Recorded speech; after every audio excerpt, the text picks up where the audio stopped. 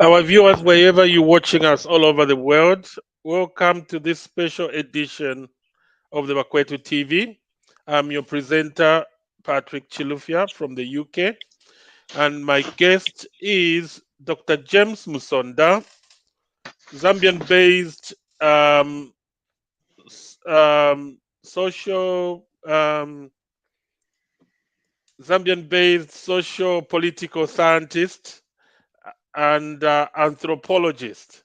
He will come and explain what that means.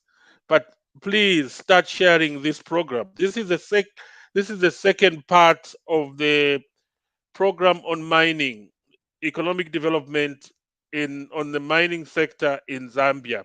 But this program goes deeper. It talks about the relationships of the mines from the 1920s up to independence, and then from independence up to privatization, which happened in the MMD government, and then from privatization to another form of privatization under the Lungu government, which affects Mopani and KCM. So we're going to talk about those issues. And then we're going to go further and talk about the relationship of these companies with the government, with the communities, and with the workers. Are these relationships deteriorated? Dr. Musonda is going to answer those questions. And then the other thing we're going to talk about is as the new Dawn government uh, tries to resolve the issues of Mopani and KCM, especially KCM, is it important that they know about the brief background and the key moments in the history of mining in Zambia from the 1920s to date? Our guest is Dr. Musonda from a Zambian social political scientist who is an anthropologist based in Kitwe. And I just want to read briefly his bio. So Dr. James Musonda is an anthropologist. He's gonna explain what that means, and he holds a PhD in political and social sciences from the University of Liège in Belgium, and his thesis explores the life of mine workers on the Zambian copper belt and explains the creation and ongoing existence of specific forms of workers' subjectivity, that is, relationship to themselves, their wives, their future, the state, and their neighbors. It shows this subjectivity through workers' experience of safety, regime practices, indebtedness, and credit, pre precarity, and changing work trajectories, gender practices, changes to family relations, and labor. The thesis identifies an original way the social effect of management practices of the new mining companies and now domiciled in the copper belt. Dr. Musonda leverages his personal experience and connections in the local knowledge of the region of produce an intimate to produce an intimate and comprehensive portrait of mines caught up in the most recent neoliberal transformation in Zambia and Southern Africa more in general. So this is just a brief bio of Dr. Musonda, but our viewers, especially those in the copper belt, start sharing this and also start sending those stars. This is a person who did his thesis for 9 months underground in the mines. So he knows what happens in the mines. He knows a lot. And not only that, he knows the history of mining industry in Zambia.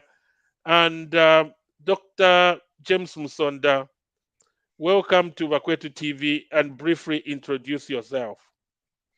Thank you very much for having me. It's an honor to be on Bakwetu.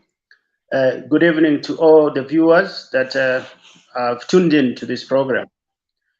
James Musonda is a Zambian, born in the very late 1970s, and grew up partly on the copper and in dollar.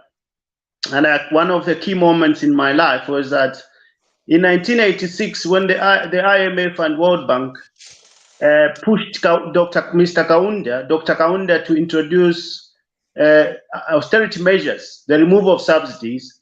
And when the Copper Belt residents were rioting, I was one of those, because of poverty at home. I was one of those who went to ransack the Zambia Consumer Buying Corporation, ZCBC. And at only age 10, I was carrying a 25 kg of mealie meal on my back and 2 containers of cooking oil, and running with the police, chasing us.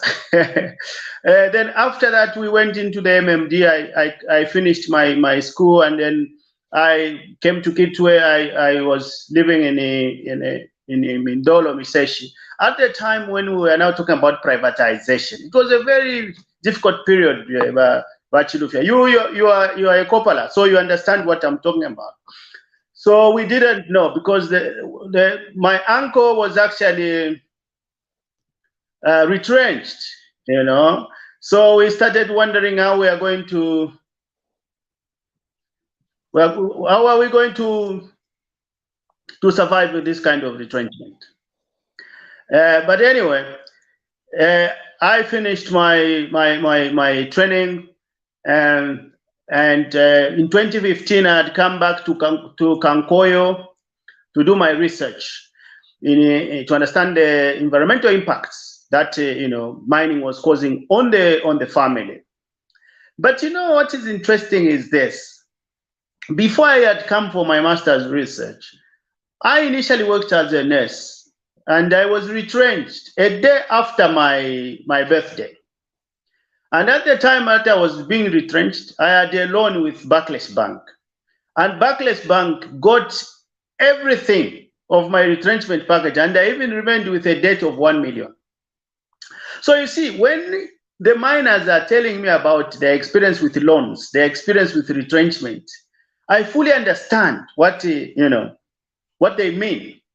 And also when they are talking about the complaints of pollution in Kankoyo, I worked at Mufrida Ronald Ross Hospital, and I lived in Kankoyo for 1 year. Now, specifically the bio that we are talking about, when miners are talking about the difficult working environment, I went underground for 9 months, and then I lived with them. And so I am speaking as an insider. That's what is interesting about my position.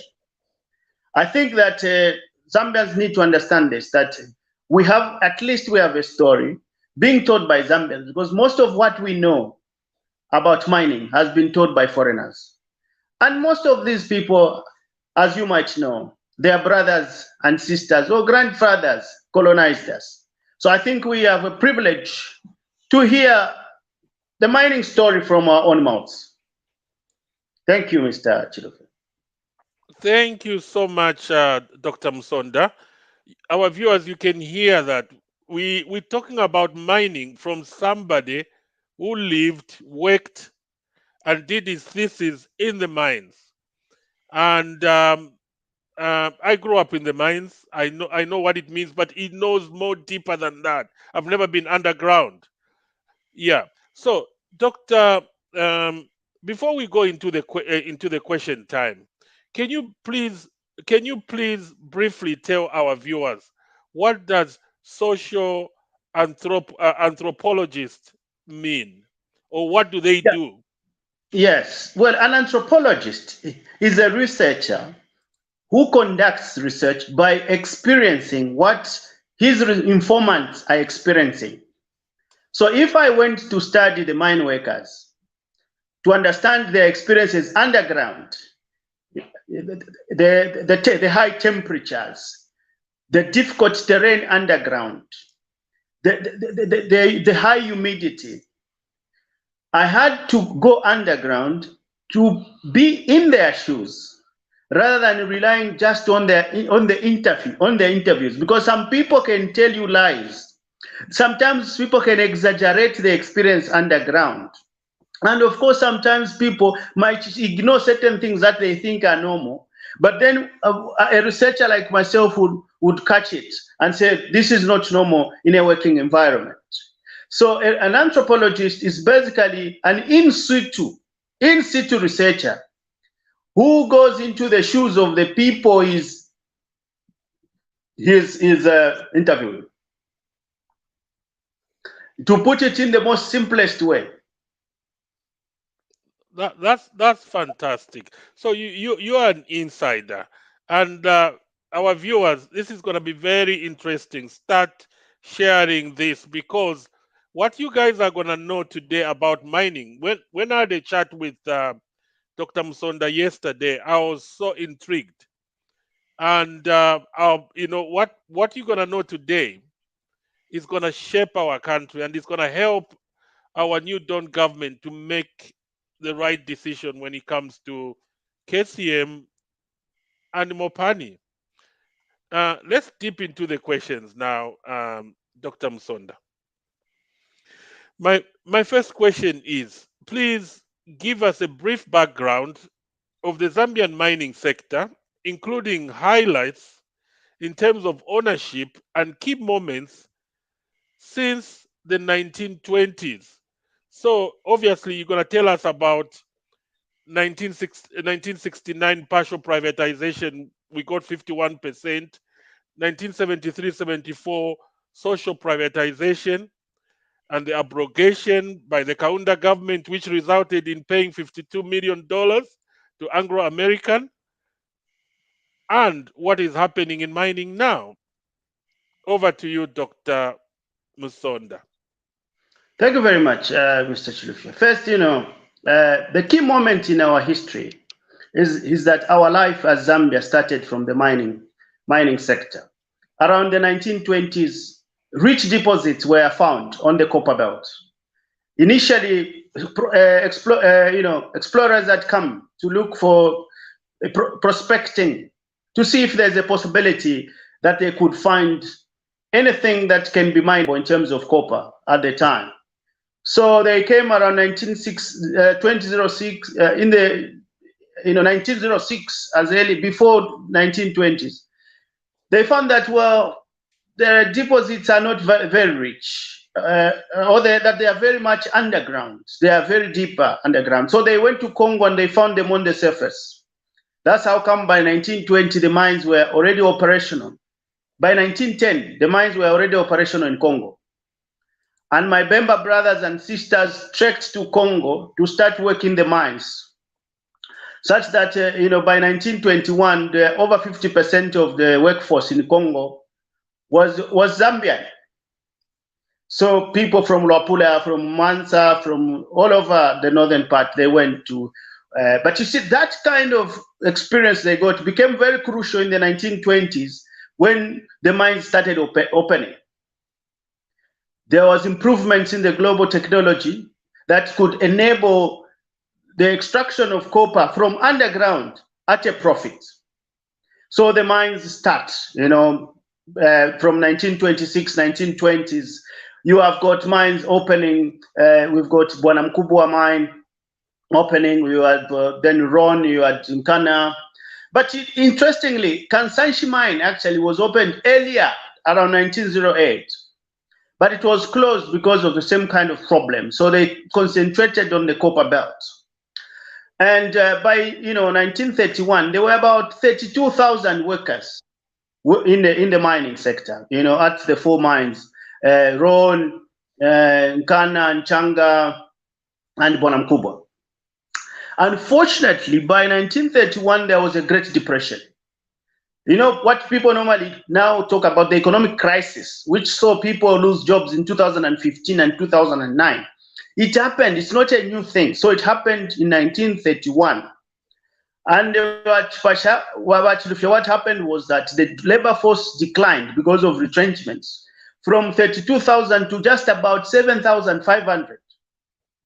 And you see, during that period, the mines were owned by two foreign companies, Anglo-American Corporation with South African capital, and the Ron Selection Trust with some English and American capital.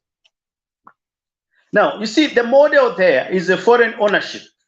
And what did they do? When there was this economic crisis and there was this loss of jobs, they tried to put a limitation on having people settle on the copper belt.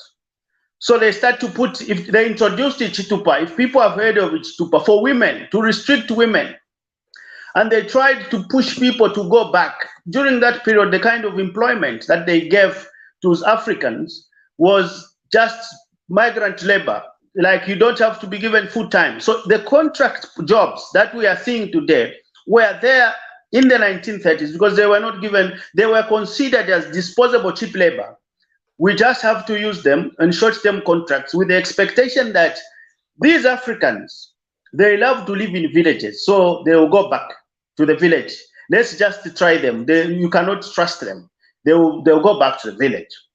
So we started, but the copper price during that time did not peak substantially. It kept slowly peaking until mid-1940s when we had the Second World War. From then on, you now see that the mining companies start looking for a stable labor force. So they want to start giving people longer term contracts beyond 6 months so that they can stay longer. Because look at the behavior now. The copper price has gone up.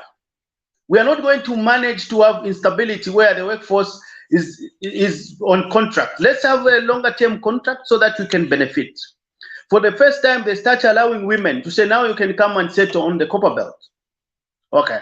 Now, what is interesting during this period is that women are supposed to stay at home. They are not supposed to be given a job, not even domestic work. And the mining companies impose upon the mine workers a kind of family dependent that is based on a miner, a male miner, who should work in the mines and have a wife who is dependent. What they wanted was this. If this mine worker is the only one working, he would know that when he loses the job, okay, when he loses the job, the family suffers. So he will be very loyal because this only survivor here in town is having a job in the mines. But meanwhile, the wife should not have a job because if he loses the job and the wife is working, he will still be sustained and survive on the copper belt. So the survival of a mine of the family must depend on this male mine worker. So a woman was limited, her education was limited to that which would make her into a respectable, subservient wife, whose job, when the miner comes back, is to wash his boots, prepare his food, and look after his children. Basically, that was beneficial because a miner would just have to come and rest and recuperate for work tomorrow. So you could imagine how they start even modifying the kind of life that we were living. Because before the 1930s, in colonial in the pre-colonial northern province and even southern and some western provinces, there was this interdependence when our great fathers and grandmothers went to the farm. The women were doing farming together with their husbands, and they depended on each other. But now, under the mining, we have a situation where a woman must stay at home. So you see, first and foremost, you must note how they change the family to make it into a capitalist family that can be easily exploitable. We must note this because it's very important. Mining did not just come to make profits alone. They came to make all of us into certain subjects that ensure that profits are made. So from the 1945, now coming into the 1960s, this is the period of the mining boom. The copper price goes up. It goes beyond the roof. They make millions of dollars, millions of pounds, most of which was sent to the UK and to South Africa as dividends. So now from up to the 1950s, there's this agitation now. So you have Harry Mwanga Nkumbula forming the African National Congress, and then you've got young people like Kaunda, Mainza Chona, and all these guys also coming in and saying, okay, we want independence. And they form different political parties. But at the end of the day, they came up together and they fought for Zambian independence. And crucial to this independence was the women. They were there in the mobilization. So in 1964, Zambia gets independence. And then when Zambia gets independence, there is now this agitation among independent Zambians. If you remember the stories of how Zambian mine workers, as you would ask obviously later, were treated at the workplace, and how Zambians, generally citizens, were treated just in everyday life. Kaunda and Kapwepo, they had created a narrative that once we get independence, all of these problems are going to come to an end. You are going to have eggs for breakfast. You are going to have milk for breakfast. You are going to have 3 meals and all this kind of thing. All we need is independence. We are going to use the mines. And of course, you see, there was also a problem between Kaunda and Kapwepo, because Kapwepo thought that Kaunda is delaying the nationalization, because according to Kapwepo, he wanted you get independence today on the 24th of October. On the 26th, you grab all the mines. But Kaunda said, no, we cannot do that. We need to take time. Let's just try and see. So one of the things that Kaunda tried to do was to increase the taxes. So the mining were being taxed sometimes up to 70%. Mining tax went as far as 70%. I'll give you an example that between 1964 and 1968, we got 68 million pounds as taxes against 54 million, which was shared as dividends. So they got 54 million as dividends. But the problem that annoyed Kaunda was that they left 19 million as the money that they will recapitalize. So can you imagine where you pay, quite all right, you've paid 73 million in terms of taxes, but then you are getting 54 million, you are sharing it as dividend and leaving only 19 million. He was very annoyed. Kaunda was very annoyed. So what did he do? He tried to say, okay, we are going to restrict dividends. Only 50% of the profit must be sent as dividends. But you know, the Oppenheimers, the owners of Anglo Americans, complained because to them, they were doing everything that they could for this country. But when you look clearly, they were just here just to exploit the Zambians. And that's what they came to do here. So these two companies, Ron Selection Trust and Anglo American, they were reluctant, but nonetheless, they still paid the taxes. However, eventually in 1969, first in 1968, Kaunda announces what we call the material reforms, and he nationalizes. To nationalize, meaning to grab the companies from the private owners by taking 51% shares. If 51% yes, whether you like it or not, you have exploited us enough. Now we're an independent country. There is no way we can be watching you making money and sending it outside the country. We have tried to deal with you with the taxes. You have done all the tricks. So what we are now going to do is that we are getting 51% because this allows us to see how much money is being made. So in 1969, Kaunda extends this to the mining sector because he continued fighting with the mines about taxes and how much they should pay and how much they could use to develop the country. So in 1969, Kaunda takes 51% in both Ron Selection and Anglo-American Corporation. Now, you know, from then, 1969, the copper price that started its way up from the 1945 continues. And it is this period, the first 5 years, actually, that Kaunda gets this money from the mine revenue, from the mines, and puts it into roads, puts it in schools, puts it into hospitals. So we have an unprecedented economic growth, an unprecedented infrastructure, the buildings. Most of what we see today on the copper belt was built during this period. Of course, the mines in the colonial period, they built the roads leading to the mines and leading to the ports. They built railways leading to the mines, and they built houses, limited housing. You know, as we will talk about this, you know, you'd find that you have got 5,000 workers. Then they just build 1,000 houses. And then they expect these people to share rooms even if they were married.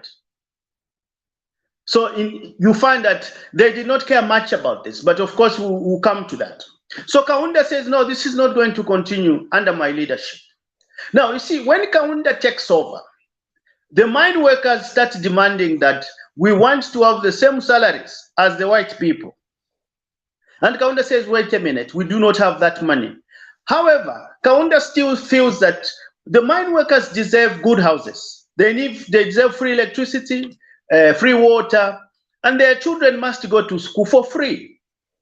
Kaunda feels that when we do pollution in the communities, we must get proper soils from somewhere. Go and put the soils in those gardens and the revegetation. You go and replant. So Kaunda was doing all these ameliorating measures at the time when technology to absorb the pollution was quite poor. But anyway, they tried. But you know, still Kaunda was not satisfied, and you know, momentum was building among Zambians to say that, look, when we look at the workplace, still we are an independent country, but the bosses are still controlling us. And when you look at the life on the copper belt generally, You see, the kind of life that the white people lived here has been described as paradise. It is a life that is unimaginable even in their own countries of origin. To put that in Bemba, imikalile yaleikala abasungu bali muno mu colonial period, abashimaini abasungu bayita ati paradise. Imikalile na kuchalo kumwabo teti bayikwanisha okuyikala nangu lero mwadileko nga mwasanga bekala mutumaya ndoduli. But amanda baleikala mukuno bale kwata na golf course bale kwata. I mean, they had the luxury. They were buying the latest models of cars. They were not buying these Japanese cars that we are buying and shining on the copper belt. They were buying the latest model. If the model is 1968, they are going to buy 1968. If there's going to be December in 1968, they will have to buy in 1968. So the kind of conspicuous consumption, the reckless consumption that we could see later develop among the African mine workers was to copy the modern life, which they came to understand as modern life. So now this became a problem for Kaunda, because Kaunda is saying, look, we need to develop not just the mining towns or the copper belt. We also need to develop the rural areas. So the money that we get in terms of revenue should not just end on the copper belt to pay you guys. Can we also develop? Let's have give loans to farmers. Let us do this and this kind of thing. Let us build hospitals even in areas where there's no mining. So there was a big struggle between the mines themselves, Kaunda, and the mine workers. So what did Kaunda do? He tried to bring in laws to, for example, in 1965, just 1 year after independence, he introduced the Industrial Labor Relations Act. This law was meant to establish also ZCTU and just say all the unions must belong to this only one union.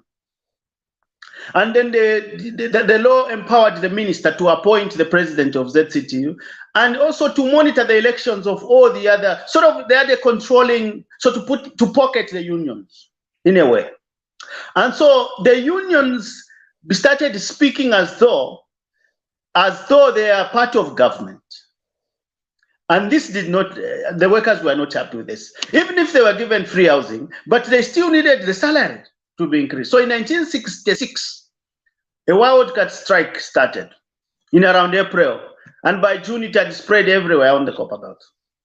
They were given 22% salary increment, the highest they have ever received during the post-independence period of Kaunda. And this came after a commission of inquiry. Kaunda put a commission of inquiry to find what's the problem. And the commission of inquiry recommended that give them a 20% salary increment. So then we get this. But then there are certain things that now happen. Whilst the mine workers are looking for these huge salaries and better conditions that are similar to white people, the copper price drops in the mid-1970s. But you see, Kaunda still thinks that these mines are going to, the copper price will pick up. He goes back to the mines and tells them, guys, the 51% I got was not enough. I now want 60%. 60.3% is what I want, so that I can meet the needs of my people. And they agree. But they said, no, look, Mr. President, we agreed. Because look, at the first time when we got independence, the agreement was that you're not going to touch these mines. You are going to tax us. And look, the tax was already above 70%. Look, you were also trying to tell us that we should not send these dividends. Look at this, and this Kaunda said, no, I want 60%. So I need 9% more. So eventually they had to strike a deal. Now, this is very important. The mining companies say, we are not giving you these for free. Anglo-American asks for $52 million. Ron Selection Trust asks for $32 million. Kaunda has no money. What does he do? He borrows. Now, this decision, even the Minister of Finance then was very upset by this decision. Because you see, at this particular moment, actually, the copper prices has started falling. But that's a time. We should mark this. The copper prices started falling, and then you make this decision to pay these astronomical figures That amount, those amounts of money were huge amounts of money. Money we did not have. Mistake number one. So we get this money and we pay the mines.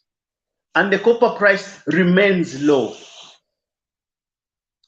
1982 Kaunda says, okay, let us form Zambia Consolidated Copper Mines. So that we merge these mines that came from Anglo-American and Ron selection. Let's have them as one mine so that the losses from another mine can compensate. A kind of diversification. So 1982, Zambia Consolidated Copper Mines is formed. And what does Kaunda do? He now expands social welfare provision. So if your bulb finishes, you just have to go to housing to get the bulb. Anything that breaks down in this house, you just have to go to housing. There was a housing unit in ZCCM where you had to go and get everything. Food was given. Education was free. Township roads, they were maintained by the mines. Public sanitation, cleaning in the mines, cleaning, they were sending people to come and sweep the roads, and water to come and water down the dust, if there was dust in those areas. So now we continue, but the problem we have is that the copper price is low. But not only that, the copper price is low, but then we have the oil crisis. The oil goes up. And remember that the economy, every economy depends on fuel. But not only that, there's this advice now from the IMF and World Bank to say, can you borrow? So Kaunda starts borrowing. But you see, by 1975, the Federal Reserve Bank of America says, no. This, we want to raise more money. So they raise the interest rates. Europe follows suit. Now what happens? We are now having to borrow expensively, and our interest repayment triples overnight. It multiplies by 3. The amount of money we are supposed to pay multiplies by 3 overnight. But you see, that's not enough. You have the election of Ronald Reagan. You have the election of Margaret Thatcher. These are neoliberals. So what do? They say, don't give them loans without conditions. If they want to get loans, let them privatize their mines. Let them remove subsidies. Let them not give anything for free. Now, Kaunda says, look, I cannot do that. I cannot do that. But then they say, look, but you owe us money, so we are not going to give you any more money. And you have to give us money as we demand. When the payments are due, you have to give us money. And Kaunda says, no. If, for example, I'm supposed to give you 20 pounds, I'll give you 10 pounds because I don't have the money. As you can see, the copper price is not doing very well. In 1989, the copper price improves momentarily for a short period. And Kaunda develops an economic recovery plan to think that he can work without these people. But soon, the copper price goes down. Kaunda goes back to beg to the IMF and World Bank. My people are suffering. But even before that, even before he went to beg, just that period when he had removed the subsidies, he had tried to remove the subsidies on food, particularly maize. That's the story I told you, that I was one of those who was rioting from ZCBC to steal, to get the minimum because it was beyond our ability to pay. Inflation had gone. Zambia, which was in 1969, among the rich countries or countries that were going to develop into developed countries along the side, the lines of Portugal, above Brazil, above Malaysia, in 1969, was among the poorest countries, among the 25 poorest countries in the world. Okay, Dr. Musonda, hold that thought. Let's move forward. Let's start moving now. Okay.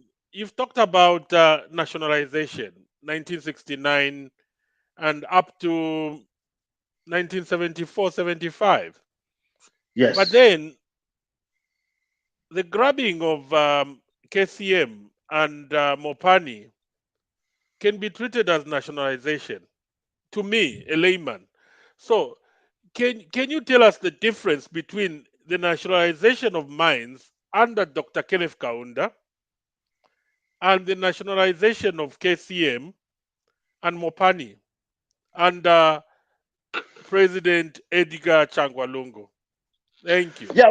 Well. First and foremost, and let me just quickly finish this thought.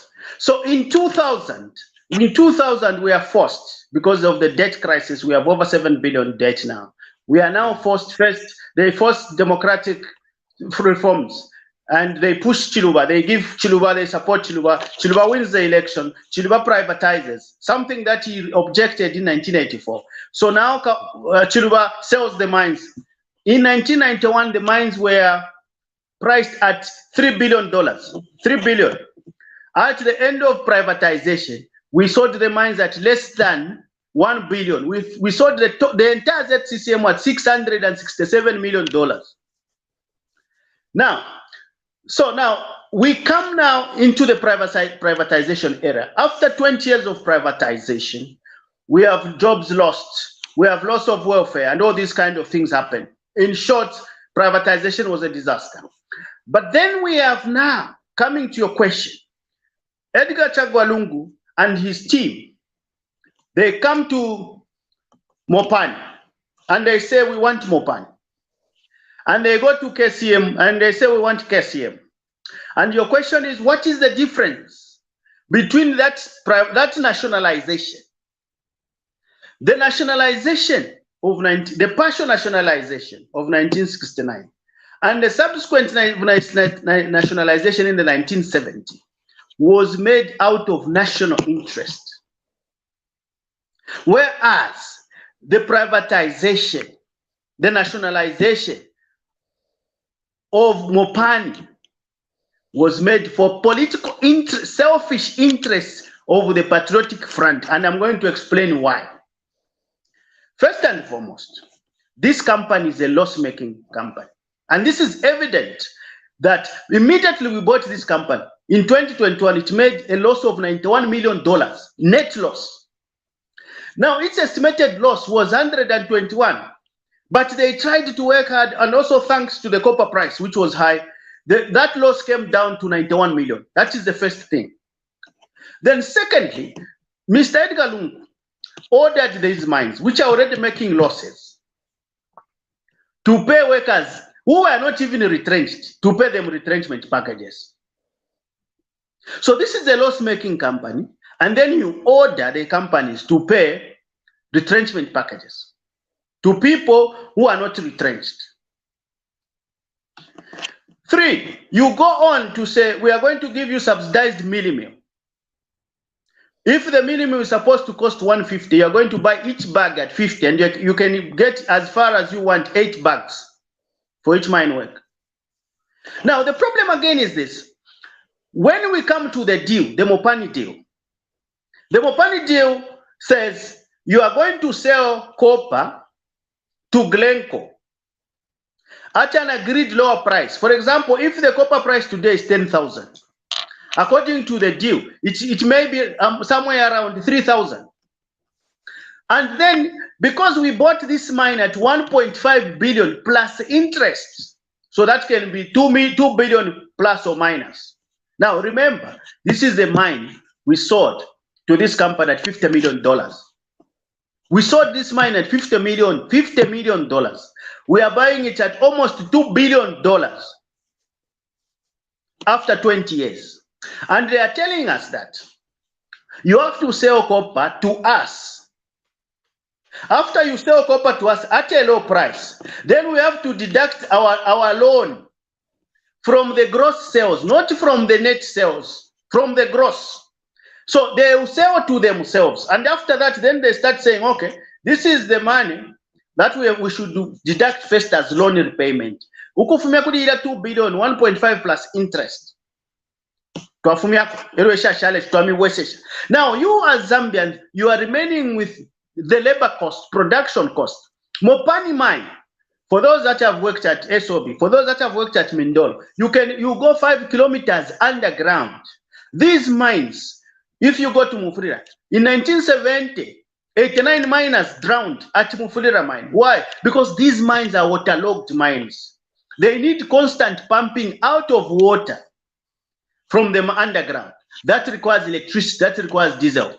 Remember just when CEC said we are going to increase the price of electricity, and how Mopani screamed and said we are going to retrench everybody, and how quickly the government intervened to plead with CEC.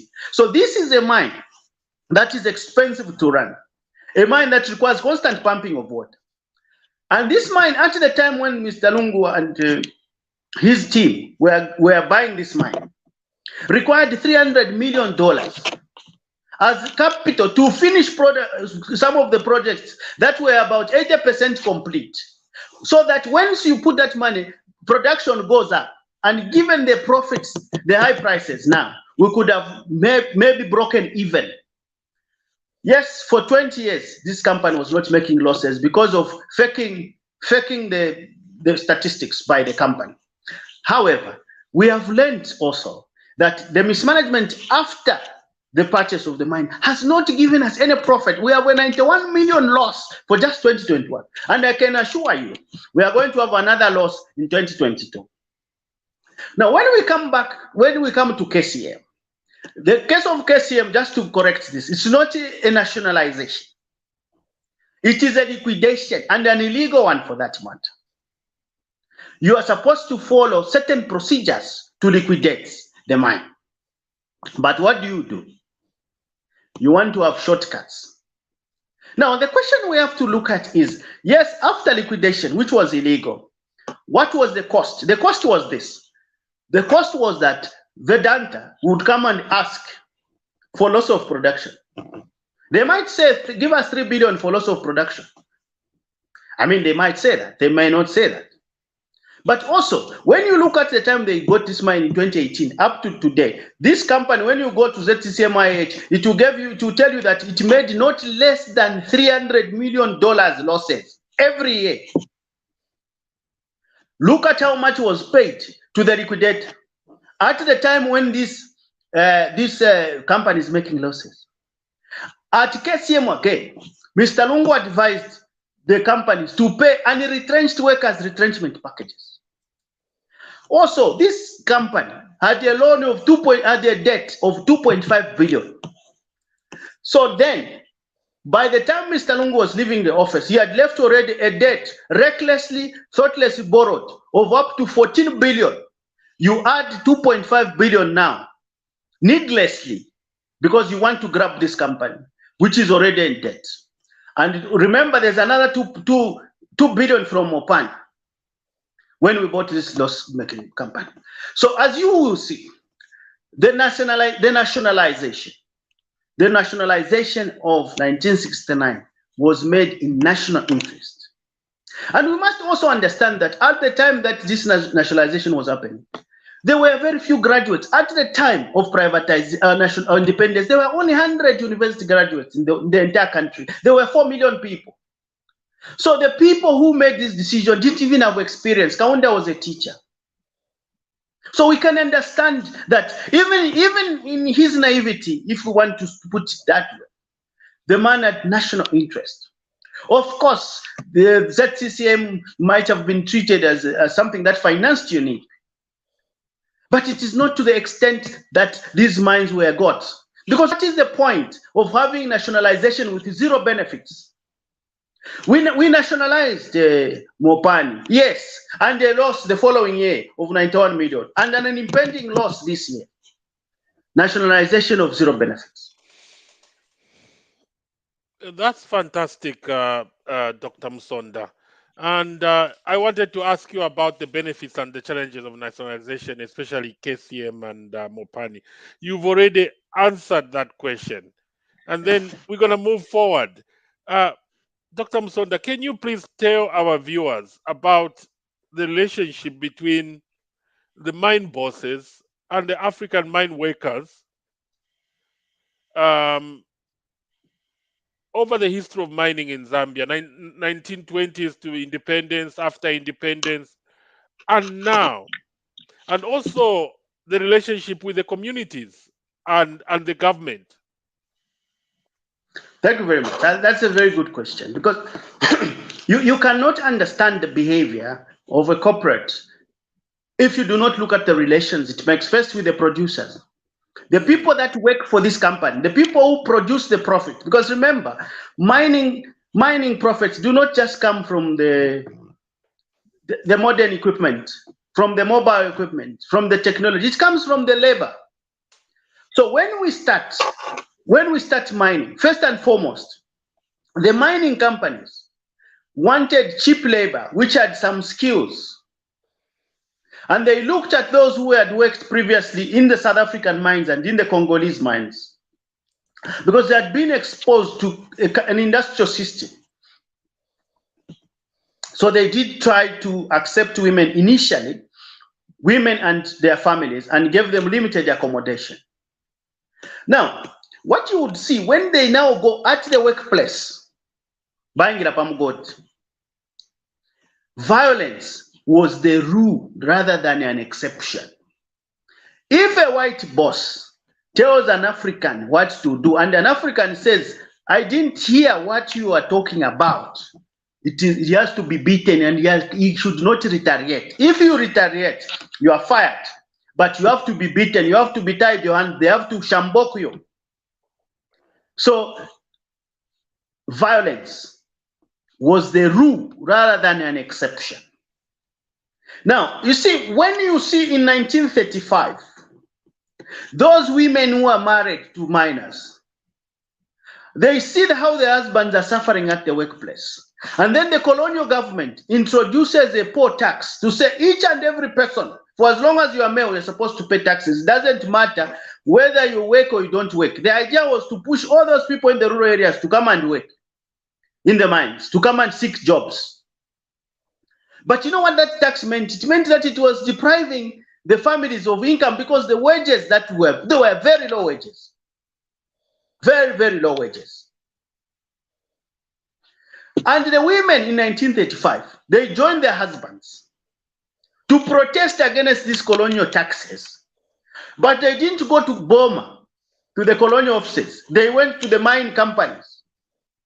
They went to Nkana, they went to Ron, they went to Balamkubu, they went to Nchanga.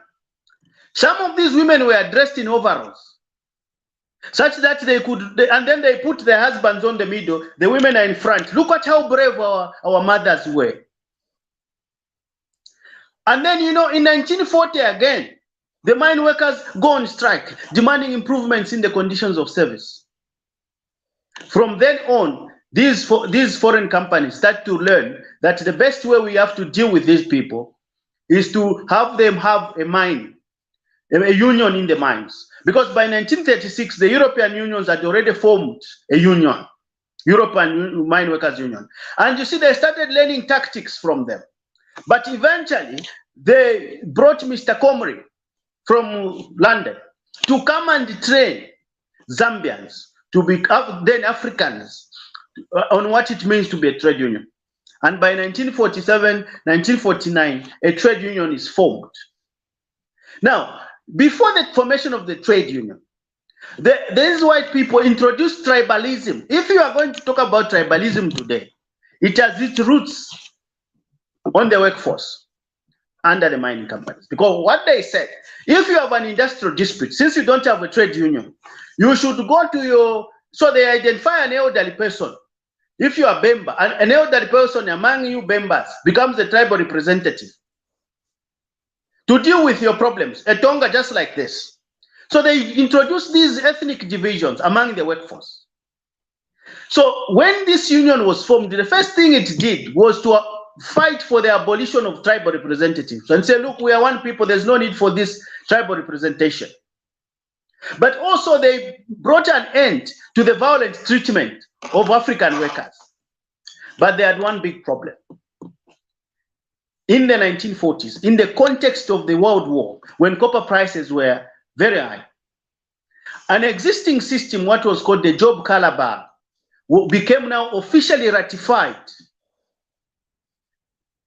And what did this mean? It means that Zambian, whether adi Sambia na utasambira, tete abe boss wa musungu. Zambian, whether I Sambia na utasambira, tete afolenda la mokuchiro musungu. So certain jobs, high-paying jobs, were restricted. No African should advance into a high-paying job and become a boss to any white person. A white person, it didn't matter that this white person was just a useless white man. It did not matter that he was semi-skilled and he was just a useless white man. It did not matter. What mattered was race. White. So they had the job caliber. So from the 1949 now, Lawrence Katilungu and his team start fighting against this white job caliber. We want equal wages for equal work. And you see by now, Africans have got skills. We've got artisans, we've got mechanics, we've got boiler makers, we've got drillers. Why are we doing the arduous jobs and yet we are being paid low? We want also advancement. They fought until 1955. When both mining companies, Ron Selection and Anglo-American, tried to make some advancement and reached an agreement with the African Mining Workers Union or African Mining Workers Union, AMU. But still, even if they had reached an agreement, its implementation still sustained the steam ratio inequalities when it comes to conditions of service. The wages of an advanced mine worker. The wages of an advanced mine worker was 3 times less than that of the lowest paid. Like the highest paid African. And you compare the lowest paid white person, that white person received 3 times more than an educated African. So now, when we got independence, remember I talked about the struggle now that mine workers start coming to push Kaunda. Now here's the problem. Kaunda says, okay, fine, I hear you guys. What we are going to do is to introduce what is called Zambianization. And what Zambianization means is that we are going to start replacing whites with Zambians. Now here is the problem. The rapid implementation of Zambianization meant that Africans were given positions for which they had not yet become ready. And so when things go wrong, then the white person will say, you see these people that you are saying that we should leave offices for. Then even when they were given the chance to say, can you train this African? Can you train this Zambian? They were unprepared to do so, or they were teaching them wrong things. But not only that, for every advanced position, all Bapolo Motomu Zambia, who create an academic position, now you can see that the relationship that these people created was one of exploitation, where the other person is looked as less human and less deserving. And this continues even under Kaunda. Because at this particular time, we still not have the skills. But of course, have you seen why Kaunda now introduced free education and why it is important to understand the difference between the Kaunda nationalization and the Lungwa nationalization? Because what Kaunda does is to recognize that we have a skills gap. Can I send people to London? Can I send people everywhere so that they quickly get the skills, and when they come, I promote them? But we have a problem. The white people resist. And even when you look at the nationalization, when we got 60% shares now from 1970, still the white person remains the boss, in charge of the executive, chief executive, in charge of finance, in charge of production. And what do? It is them who know how much we are producing, how much we are selling, and how much we are making as profit. And then they are telling us. Because for as long as we don't know, for as long as we are not counting the production, for as long as we are not counting the money, we are just being told. So this relationship now continues throughout Kaunda regime. But of course, the white persons are reduced drastically until privatization. Now, from privatization, what do we have? We have very few white bosses. But what kind of relationship do we have? They have more power than everybody else, these white bosses. And what do they do first and foremost? They say, you see, you Africans, You have now got all the jobs, to have permanent jobs. We are going to replace all direct jobs with contract jobs that can be retrenched within 6 months or 1 year. Then you're not going to have free housing. You're not going to have free education. You're not going to have free electricity. All the loans that Kaunda had introduced in Dr. Musonda, just hold that thought. That's where I was going. I want you to answer it in a question. You've already gone into my question. Let me give you the question. So you've said something very important. Abasungu nalanda muchibemba. No matter how much Kaunda tried, tabalefwa to into senior management, because they don't want us to see what they are doing. They wanted to be in control, because if they are in control, they can cook the figures, they can do anything. Now, Dr. Musonda, going forward, now we are in the modern Zambia. And now we're running the mines. Some of the mines are run by, Grenco, Vendata. To what extent does the locals benefit? And I'll break it down. The relationship between the mining companies and the workers, relationship between the mining companies and the communities, relationship between the mining companies and the government. And why do you think all these periods involve so much inequality? So I will start from the last question. The reason that all these periods, as I will explain, reflect inequalities, and inequalities that favor the white owners, is because these people come here to make profits. They don't come here to improve our lives. Ababakonkempia. Filabatusekela, it's just public relations. Have you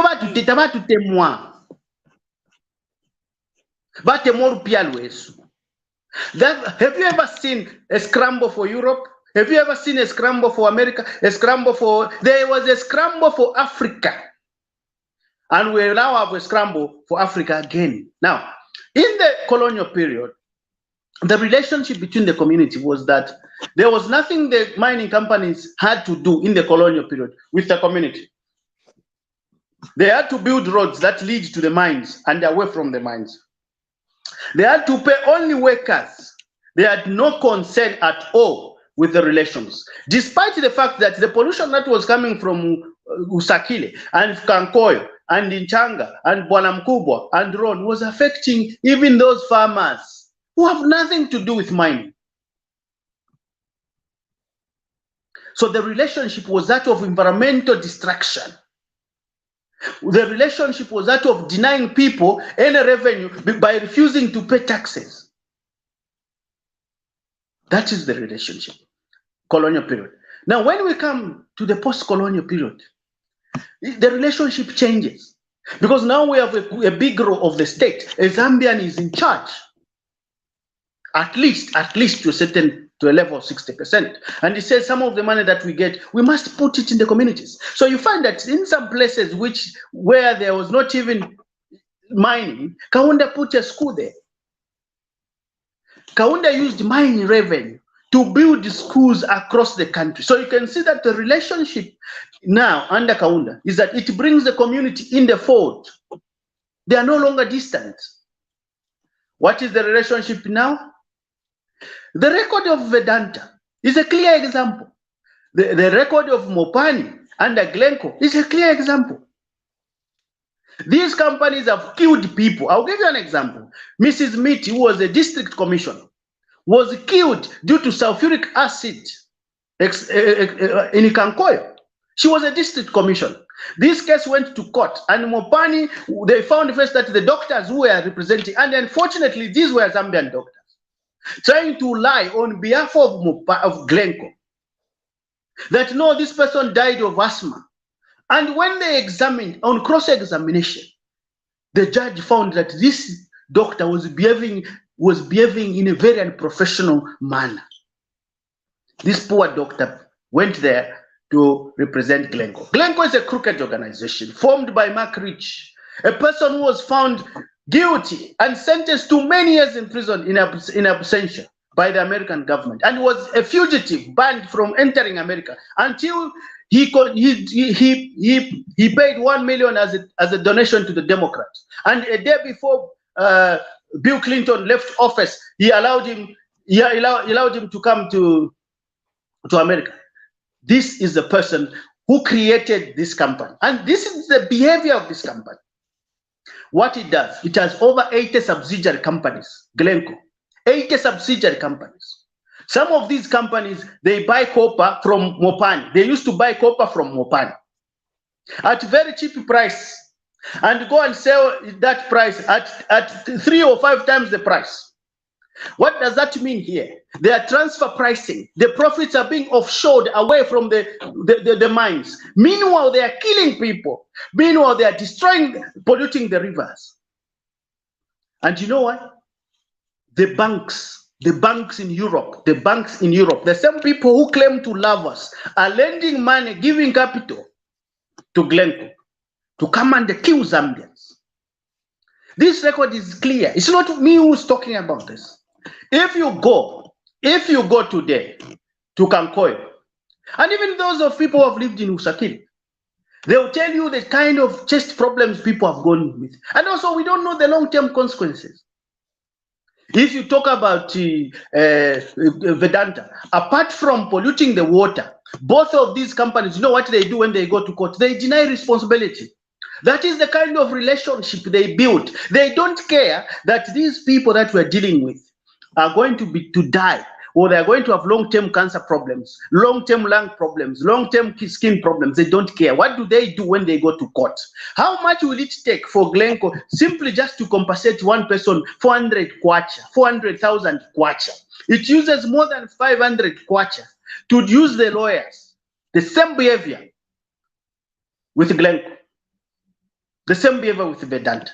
So the relationship is clear. It is based on killing people, causing harm. That's the relationship. There's no relationship at all. The only relationship we are going to talk about, yes, as I mentioned, during Kaunda, during ZCCM, the ZCCM did pollute, but efforts were made.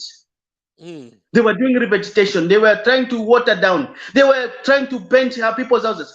When I did my research for my master's in 2015, I found 15 people living in tents in Kankoyo because the houses had broken down. In those houses, when you paint mwapenta lero mailo paint na yufuma.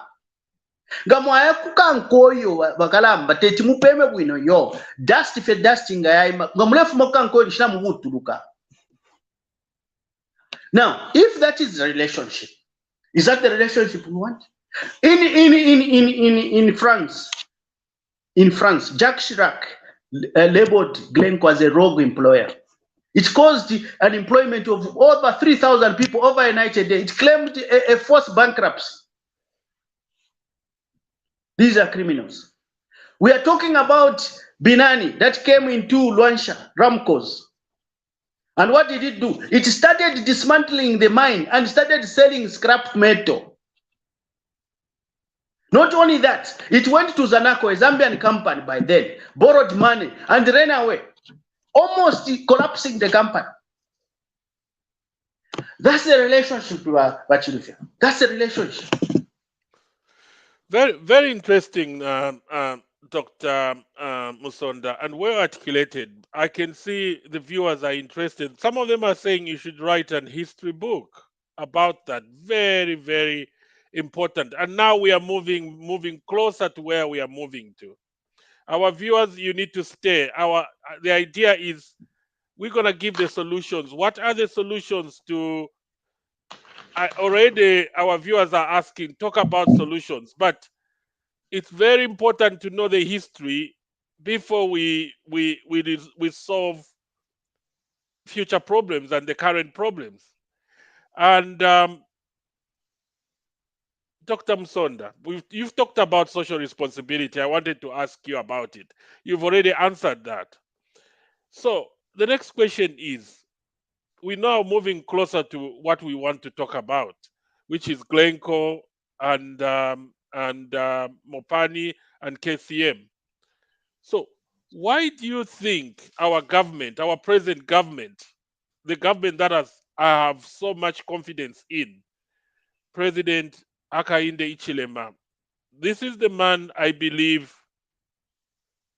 his government will take Zambia to another level if they continue in the same trajectory, do what they promised in their manifesto during the campaign. Have so much confidence. But what do you think the new Dawn government needs to have?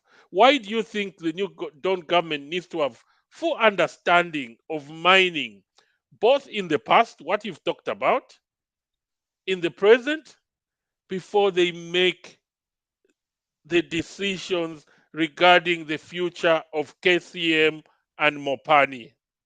Over to you, Dr. Musonda.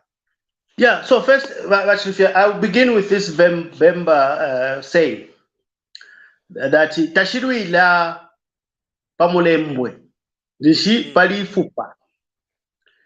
Now, in what that means is that the dogs will not fight over okra. They will fight over meat. And the meat here is the copper. So the fight has been between these companies on the one hand and the Zambian people and the Zambian government on the other hand. Now, before I answer the question of why is it necessary for the government to understand this, I want first to go back to look at the relationship between the mining companies and the government.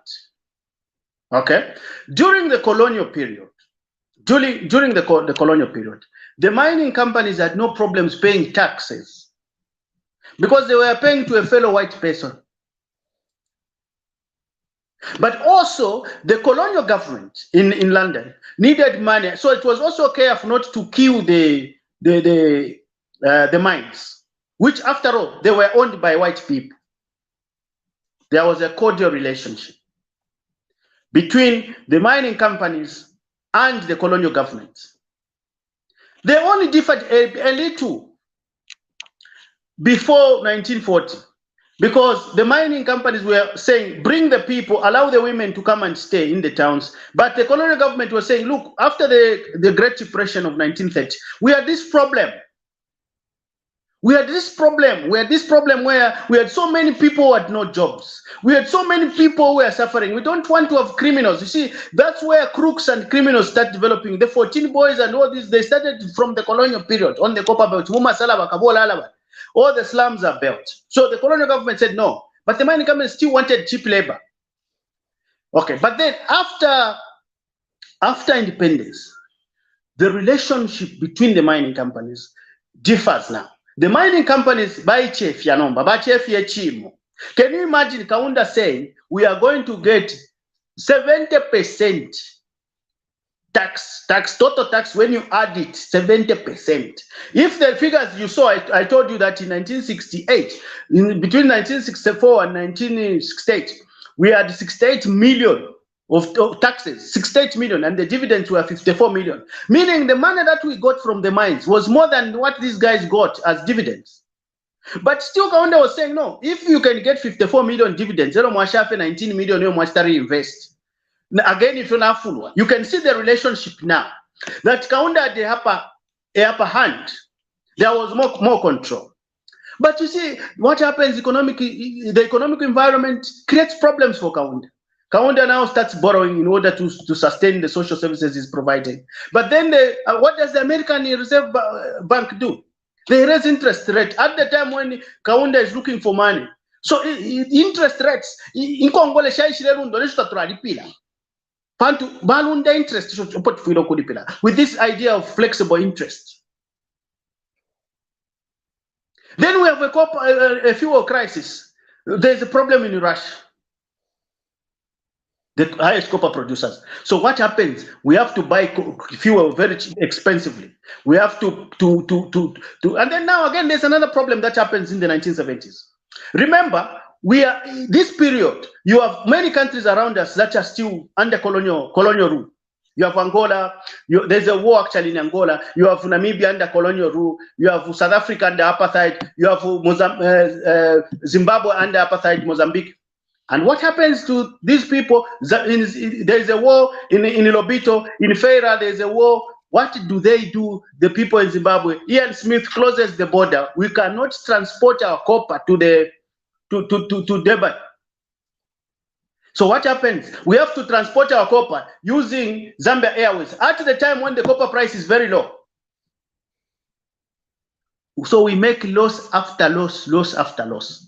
The biggest problem we have at school, if you don't make free housing, free water, and all these kind of things. He continues to give everything for free because he was a humanist. He was not a neoliberal. He was not a liberalist. He was not an individualist. So now this relationship will tell us something that first, these people, when they are looking for profit, you see, we're making the losses. Why do they still hang on? That's an important question. Why are they still hanging on? Because they are still gaining something out of this, because they are still controlling. They are the bosses. Now let us come now to after we sell the mines. What happens to the relationship between the government and the mines? These people become very powerful. The foreign companies. You know why they become very powerful? First, they come and set the conditions. In 2000, when they were sitting with those people, Wakwi, Bakatereka Lumba, Bakaunda, may so rest in peace. They said, look, first and foremost, for us to come and bring this money which we have in our hands, change this law, change labor laws so that you can allow us to contract workers. Remove the need for mandatory housing. Make dismissal easy. If you look at the 1993 labor law, it said that you can dismiss someone by just giving 1 month notice without even giving a reason. It's only now, after the 2019 employment code, that a reason must be provided. Then they said, for all the retrenched workers, all the retirement packages, it's your job. Remember that KCM Mopani. If we are going to start the mine as if it doesn't have workers, all the benefits you have to pay. Then they say, when it comes to pollution, for us, if our pollution does not exceed the pollution of ZCCM, forgetting that ZCCM was trying to ameliorate this, to try and improve the living conditions despite the pollution. Then they say, for as long as pollution does not exceed the pollution that ZCCM caused, we should be indemnified. We should not be touched.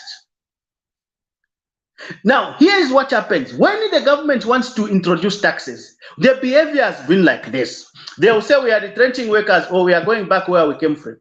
What does the government do? The government rescinds its decision. That's why in the last 10 years, we have changed, in the last 16 years, we have changed the tax regime 11 times. Because each time we want to introduce a certain tax, they come and they tell us, no, you can't do that, otherwise we are going to retrench workers, or we are going to go back. And normally what they will do, usually during an election year, that's when they will say, okay, we are going to retrench 4,000 mine workers. Now, you look, between 2000 and 2015, we had over 50,000 employees. It has been reduced to just around 20,000 direct employees. The rest have become contract workers on short-term contracts. And now they are saying, even these 20, we are now going to retrench. What does the government do? The government doesn't want to lose workers. That's why you find in the case of Glencore is going to say, buy this mine, which is a loss-making mine, at $2 billion because of the fear of losing. This is how they have become bigger. Because they can dictate. Then they also have the property rights. And I'll give you a typical example of KCM, Vedanta. The reason up to today, the Zambian court, there's no Zambian court today that has declared that Vedanta belongs to the Zambian government, that we have grabbed Vedanta from or endorsed the liquidation. There's no court. You know why? Because Zambia, as member of the World Trade Organization, as member of the World Bank and member of the IMF, respects what are called property rights. That company bought this and you had an agreement. And look at how clever these companies are. Vedanta came with a history of human rights and environmental violation right from the country. The Indian government has failed to control this company. This now company has got annual protest. Each time they're having an AGM, annual general meeting, they also have an annual protest. This is the company that has come and is enjoying property rights. That's why when you look at the New Dawn, they have no option. First, the thing is the legal position is that Vedanta is the owner. About ownership, they have no option but to go back to discuss with Vedanta and say, okay, well, Vedanta, these are the problems. You've lost the social license. That's why I'm saying this debate is important, because as the government, as the president, he must go and say, look at how look at how people are debating this issue. They are very annoyed with you. Look how you destroyed the soils. Look how you destroyed the water. Look how you failed to reinvest. And also technically, this is what they did, which is the problem I have with Vedanta. Where they were supposed to put a shaft so that they can access the ore. That's why they put the concentrator. Then they start buying concentrate from Congo to start refining to refine the copper in Zambia, killing the underground jobs, but creating jobs in Congo. So the New Dawn must first understand ababantu trading now. Ababantu trading nabo behavior yabo yabashani ukufumoko to afuma kuntuntukira okufika pali lelo. Because that's the only way. We must understand that ababantu aba bayisa mukupange bia. Tabatu temwa yo. They will say everything nice, but tabatu temwa yo. All these companies like First Quantum Minerals, when you check, there you find this record of tax evasion, tax avoidance. Dr. Musonda, before I go into the next question, hold that thought first. I'm not stopping you. I want you to continue. There's just something you've mentioned. The owners of Mopani, Glencore, and KCM Vendetta, they are not miners. They are traders. So how did we go wrong? How do we give our like KCM is our biggest reserves? We go and give them to traders. So what lessons do we learn from this going forward? Over to you, Dr. Musonda. The first lesson is that we should not be desperate. And we should not trust these people so much. Because you see, first and foremost, when you talk, there's been this debate, and I want to put this to rest. That, okay, do not blame Mwanawasa. Okay, for example, on KCM. Do not blame Mwanawasa for bringing Vedanta, because it's not Mwanawasa who sold KCM. It's Anglo-American. What Mwanawasa merely did was to act as an agent to bring Vedanta and Anglo together. Okay, now, this is very interesting.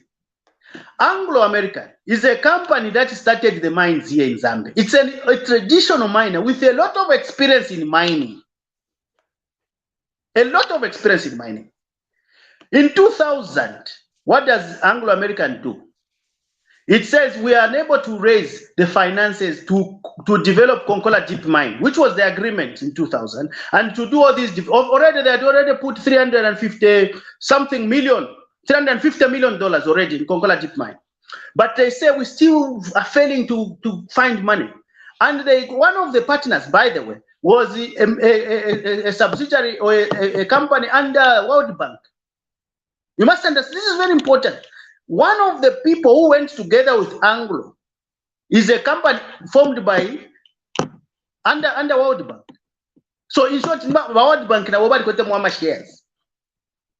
Now, these people are traditional miners. They have experience in mining. Are the ones who sold, because Mwanawasa brought this crook. But these people with experience, imagine these people with experience, Anglo-American. First, they sell the mine. They sell the mine to a crook in the name of Vedanta. Then not only that, they misread the economic situation. Because what is happening now is that after two years, immediately, just after 2 years, after they sell the mine, after 2 years, the copper price shoots up. And you hear Agarao saying, I'm making $500 million per year. He's boasting. For a company I bought just at 25 million. And by the way, we are told that when this company was being sold for 25 million, with a promise of about 400 million to be invested, but cash consideration total was 50 million. Okay. Now, there was copper in transit worth 76 million, which was sold together. Copper yoni shiri munshiraira mkushito. So, mwashia company, padi 50, kumona 50 na 76 million. So, ngachakwa wati wa mwanawasa tetuwa blame. Ati teba shitola wa blame pakulete kuruku. Vedanta. Pantu, he was the president. No, but takwa kuseka aba afwa iyo. Elo kwa mbokula seka wa mwanawasa tafiatua afwa iyo. Icho tufilo kuchita Zambian is to learn from those mistakes. Ngachakweba tiba lawyer ba mwanawasa. Ba Anglo aba kwate experience. Na ba World Bank bene aba ngachita forecast bwino bali momudia. But ba search ya company. Bali eseshe by the way. To go out 50 million mwito aleko kudi 236 million. Baka na mebele tuadishtaka lelio jiru. Kai mwasha ba Vedanta foba. So ama lessons ya filo kuba yakweba ati. Tuba letulole shikunumu. Ababa nensu tujiringa na bwaba. Bushe kwena na nomba tuwashimpa muamala. Idio aba. Yeah, go. Sorry. Idio ba Vedanta ba ituranga kale. Eko ba fuma ba Vedanta. Because if itulela nda. Ba Vedanta nga wale fauti ba tuikata. Ationa tuwachita defame. Ala we know kwa watu kwa very defamation. Eko ya. No maifa turebo kutila twalalo lela twalaya fe kuri environmental record uko ba Vedanta kuinja ku village uko balefo behavior yabo ilisha ile ba court ba ishile basanga guilt pali pollution ya ku KCM bali sangira kwa ababantu bala fisa na production yabo ngamwati mukonke muri record mwate play last week. You are going to find that between the last 5-year period we had lost over 14.3 billion. Already War on Want produced a report in 2015 that we are losing $3 billion annually because of these practices. These are crooks. One way we can do is that these people are experienced in their business. We must own all these mines. We must own the mines 100%. We must own these mines. That's the only way we're going to cut all these shady dealings. And also, I want to tell you another thing. Another thing is this: when we produce the copper, when it leaves the gates of Usakile gates or Nchanga gate, and then it starts on its way going, because in the past, the copper we're mining was being stored in the warehouses on the copper belt. There at Chinkana or there somewhere there, and then it will be taken when it is being purchased. Now, this is what is happening. The same companies who are involved in the storage, in the transportation, are Swiss companies. The system they are using to record the copper at the border, the system they are using was made by a Swiss company, which has got the rights to that. The certification, the documentation of the movement of the copper, all this money they are paying, they have to pay Swiss companies. All the money is going to Switzerland. Now, what does that mean? When it comes to tax calculation, they have to remove the cost of transport, they have to remove the cost of storage in the sheds, they have to remove all these certification, even before that copper is put in the ships. The ships that transport the copper are owned by Swiss companies. And all this cost has to be put when talking about taxes. Then the other issue is the issue of loans. I'll give you an example of Glencoe. When Glencoe was selling this company to us, you know what they said? We have a debt to another company, which is Kalisa, a company which they own. To a company, yes. So you manga mnafo kusenda company, mnafo kusenda Mopani. Mufiro kuri pile inko ngore to akwata kuri company. No mbecho wale chitanifi. Ngabaya Kongo le mpia kuri company yabo. Wale Kongo la pali abnormal interest rate. Ilio balesha kopa kuri kuma company yabo at a very low price. Elo bayashtisha bwino no mbapo mtengo ukulu. So ngabaza penda muno. That's why bakwatiria malosi. Because they created a situation where all the profits go to Switzerland and they remain in Switzerland. So which means transfer pricing is involved here. So Yes. so Dr. Musonda, are we just sleeping? Because the UK has got a very strong laws when it comes to transfer pricing and what they call tax havens. Because what companies do, international companies, they transfer profits to countries where there are low taxes. So why can't Zambia revenues, our government, pass laws, statutes to protect our minerals? Why? You see, we are in a global economy of cartels and mafias and criminals. Because like I said, for example, when you produce your copper, some of those companies that transport the copper, some of them are indirectly owned by Swiss companies. And these companies, Swiss, it's not that they are real Swiss companies. They are just registered there because of the low profit, the low taxes. Yeah, low taxes, As yes. you rightly put it, so we have a complicated matrix that we fail to resolve. Because look, as I said, the system that records, the people, the way bridges, the systems that are working on the way bridges are Swiss systems. They are the ones who own the property rights for all those Swiss systems. So we have to pay those either royalties or whatever it is. So we are captured in a global economy that does not allow us much leverage. So if we start putting such kind of restrictive rules, it's very clear what they would do. Just look at 2008 when Mwanawasa tried to introduce the windfall tax. What did they do? We are going and we are retrenching. And what their behavior is very simple. Look at when the PF tried to introduce taxes from 2015. From 2000 up to 2015, $13.1 billion came into this country as foreign direct investment in mining. From 2015 until now, when the new Dawn government reduced the taxes, made the adjustments, we had zero foreign direct investment. Yeah, but Dr. Musonda, tax is not the way to go because I'm an accountant. There's tax evasion, tax avoidance. Tax avoidance is legal. So they can use all sorts of tricks to to reduce tax. But then let's move forward. Let's get to where we are going. We're talking about these mines now investing in Zambia. First Quantum Mining has just pledged or promised to embark on a capital expansion to the tune of $1.2 billion. What's your comment on this capital injection into their operations?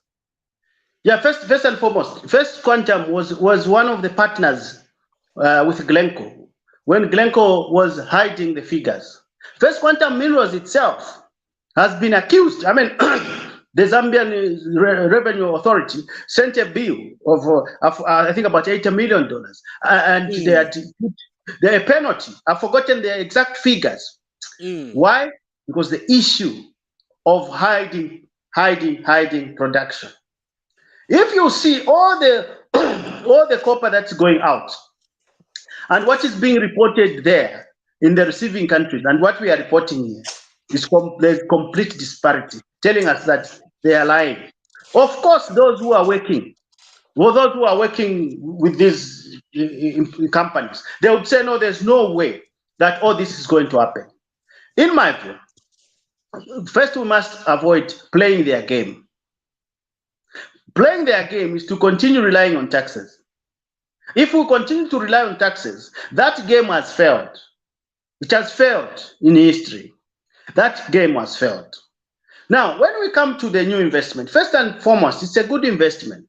But we must ask ourselves as Zambians, if you people who are in diaspora, for example, and all of us who are here, if they put that mine on Lusaka Stock Exchange, and we put 1 quarter, can we fail to raise 1.2 billion? We cannot fail. But of course, that's not what we are talking about. The 1.5 billion, 1.2 has been promised. What do we expect from this 1.5 billion? What don't we expect? What we don't expect is this. We don't expect this money to come, only on paper. And yet all the machinery is going to go back to buy the machinery. Meanwhile, it comes and mine the ore, which it could have mined in 20 years, in just 2 weeks, and leave us deposits of land we cannot use. What am I saying? The government must welcome this 1.25 billion, but with conditions that Zambians must benefit not only from jobs, but also from contracting. If you look at companies like Lumwan, they have subcontracted. They have subcontracted to their own companies. How can a company create subcontracting companies and wages that differ? Because you find that you have this company, Barrick, which has got it's a main company. Then it has got Barrick B under a subcontractor, and the salary for these people who are doing the same job is 2 times than the other. The other one is getting 2,000 for doing the same job as the other one who's getting 9,000, because this other guy works for Barrick proper, and this one works for Barrick contractor. We must look at that, and the tendency to think that we are only going to benefit this country through employment. By the way, all the latest technology are aimed at reducing labor. So what must we do? We must increase ownership. 1.2 muri expansion. Na ifo tufuira tuvebu. Nga ifo lishinga twala vikapo. Hello, nga twaisa kuli management. How many Zambians are sitting in that board? Chilufya. Apecho turefo kuishiba. Taturekana olupia luise. Lero turebo kwe bati ululupia nga lwaisa. Twala ishiba shani chishinka chinenene. Gutila ati kwe no mukuba bachite produce o bachite report no olupia bapangire. Ero bapangire. Ero na bena ma company. Not only board, but Dr. Musonda, senior management, because the board only oversees the company. But then we need senior managers, because those are the people who are going to know how much production is coming from there, how much sales are going out. But we don't have Zambians. So many Zambians as senior managers. We need Zambians. So the only way is either to increase. We're getting there. Let's not answer that question. Let's move on. You've talked about how bad the Mopani deal is, so we can't go there, isn't it? Yeah, and then we've talked about First Quantum. But before, sorry, the Mopani deal, we cannot leave it as bad as it is. Okay. We can't end as just saying that it's bad. Okay. We're coming there. We're coming there. Yeah, but then we've talked about First Quantum, so we don't want to discriminate here. So let's zero in and talk about each specific mine. Here, First Quantum, Anglo-American, Glencore. Anglo-American is coming. Glencore, Vendata, KCM, and also compared with the Chinese mines. What can you say about these mines? So first, to begin with First Quantum is as guilty as Glencore, because both companies share the same thing in terms of tax evasion and tax problems. This is on record. Secondly, the First Quantum was a partner. It had, I think, 16% shares in Mopani before the nationalization. So if Mopani was guilty for killing the district commission and for causing the pollution and for refusing to pay tax, FQM is as guilty. Nonetheless, FQM has remained in the northwestern province. We must first understand that we are not dealing with a Christian company. We are dealing with a company whose main interest is to make profit. So that is why we are saying, yes, we are going now to work with our friends with this understanding in mind. that our friends, they have come here to make money out of us. Now, we are going to first ask for more shares from them and work together with them, where we have 50% representation of Zambians in senior management positions and 50% in the board. And if possible, we even get some shushu from State House to be part of the people who are counting the production. I know that we will say that is too much, but we can always find a way by just turning some of those mine workers into a shushu. It is very easy. So what you're saying is we have to be militant, or else these guys, they will never give us what belongs to us. First and foremost, at this particular moment, the argument which comes is that we don't have the money. That is the argument. Of course, in my view, that's a weak argument. Because I'll tell you why. The Eurobond that we are talking about is pensioners' money in UK. Why can't we raise our own money from our own people? By putting this company on Lusaka stock, why are we using public money in UK? Just hold that thought, Musonda. Hold that thought. I'm gonna give you an opportunity. Okay. Last week, we were talking about mining, and we talked about data doesn't lie. World Bank, Zambians in the diaspora, there are more than 100,000 Zambians in the diaspora, remitted $3.2 billion into Zambia. So we were discussing here and saying, if the Zambian government, because there is a diaspora policy, and I've been agitating that the diaspora can be a solution to some of the problems our country is facing. Why can't the government take advantage, leverage the human and capital resource of the diaspora? Say if the government agreed with the diaspora, I will give you an example. If the government agreed with the diaspora that out of the 3.2 billion you're sending, we will be taxing 10% of every money the diasporans are sending. If I send $2,000, they will tax me 200. But that money will be going into a Bank of Zambia account for the diasporans. So we're talking of 300 million to $500 million.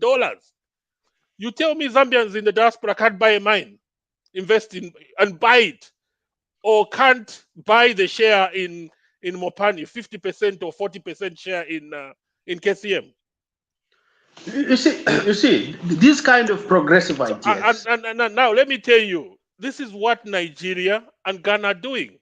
They are using the data from World Bank and then go to the lenders at a lower rate. This is how Nigeria remits now about 15 billion. It's the highest in Africa.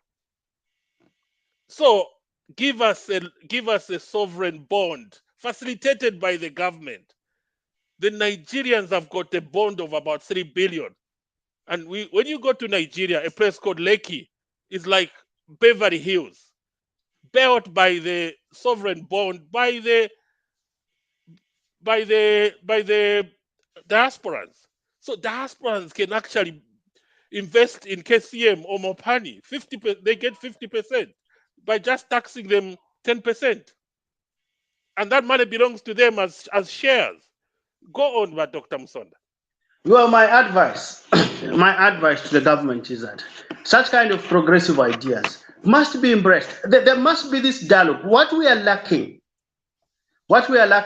lacked in Zambia, first and foremost, is dialogue and the ability of those in power to listen and listen well.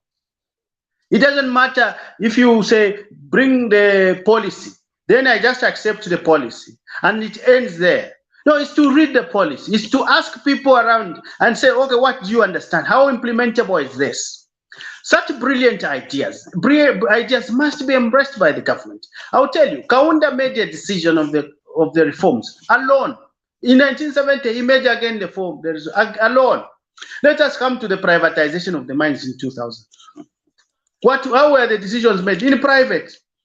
When we come to the nationalization of Mopani, the unions worked very hard I was one of those people who was among the protesters when we were saying Glencoe must go, Glencoe must go. We protested 2 times in Kitwe and 2 times in Mufulira.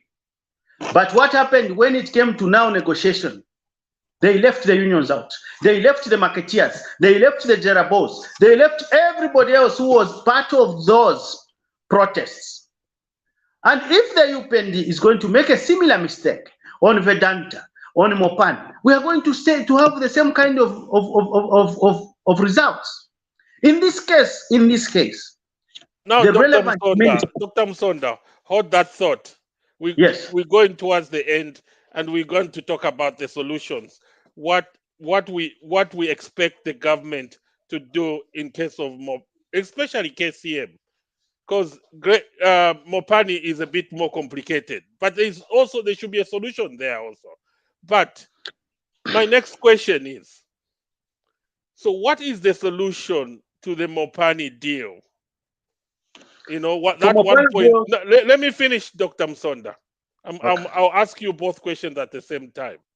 What's the solution to the Mopani deal, which is 1.2 billion? Then KCM, which is under negotiation. Do you think we should use the Botswana 50% formula, whereby we form a joint venture and we say 50% of the senior management, 50% of the board is going to be Zambians, or even more, even 51%? Should the 51% ownership extend to other mines, and why? Over to you. Thank you very much. With the issue of Mopani, one thing we need to do is to go back to Glencoe and sit down with Glencoe and say, Glencoe, this 1.5 billion plus interest, it's not 1.2, it's 1.5 billion plus interest plus conditions that the copper should just be sold to Glencoe, a large portion of. And you see, again, this is what is disappointing, because even up to now, the deal has not been publicly, revealed. We have a problem. The government must allow us access to this deal. I mean, we need to see what is there. Maybe that's one way of helping also resolving this problem. What are the bottlenecks? Because I understand the problem that the UPND government is finding is to deal with Glencoe. I know they are talking to Glencoe, and they are not telling us what's going on there, because maybe of course they have adopted a methodical approach. But the problem we have is that we are just speculating and we don't know. Maybe opening up to certain people might bring more ideas. So for this company, we must find the money, whether it's from public or wherever, from the diaspora, from wherever. We must find money to remove Glencoe out of this. Or we must find somebody who would come with 50% of the shares to agree that we have 50% stake in this company. And we remove Glencoe.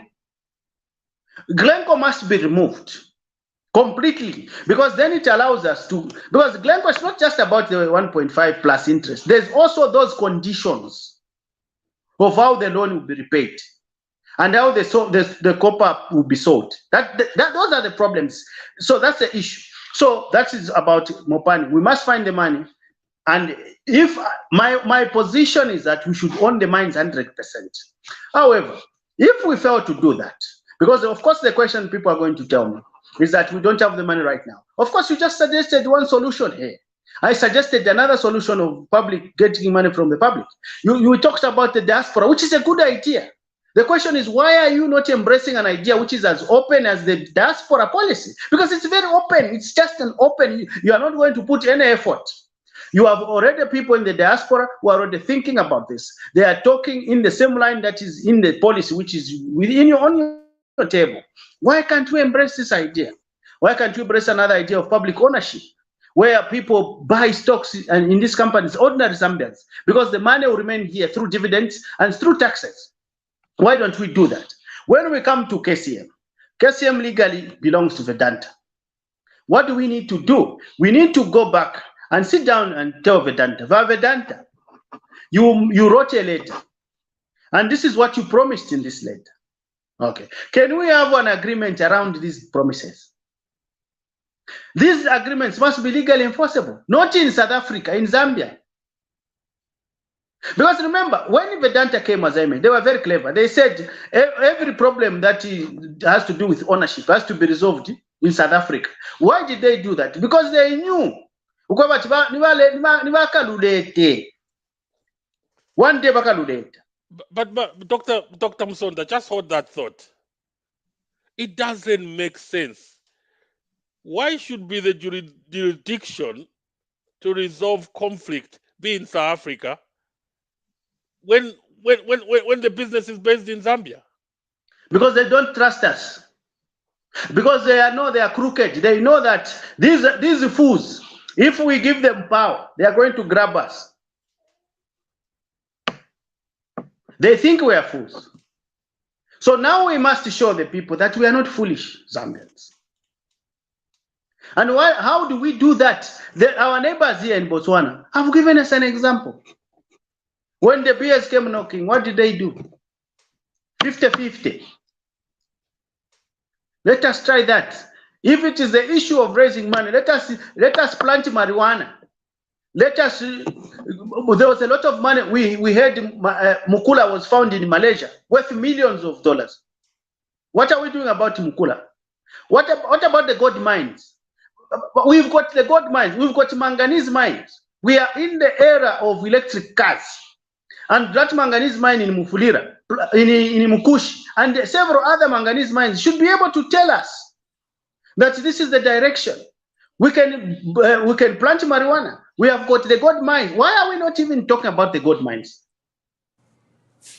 Who told us that the only money that can develop our country is foreign direct investment? What about local?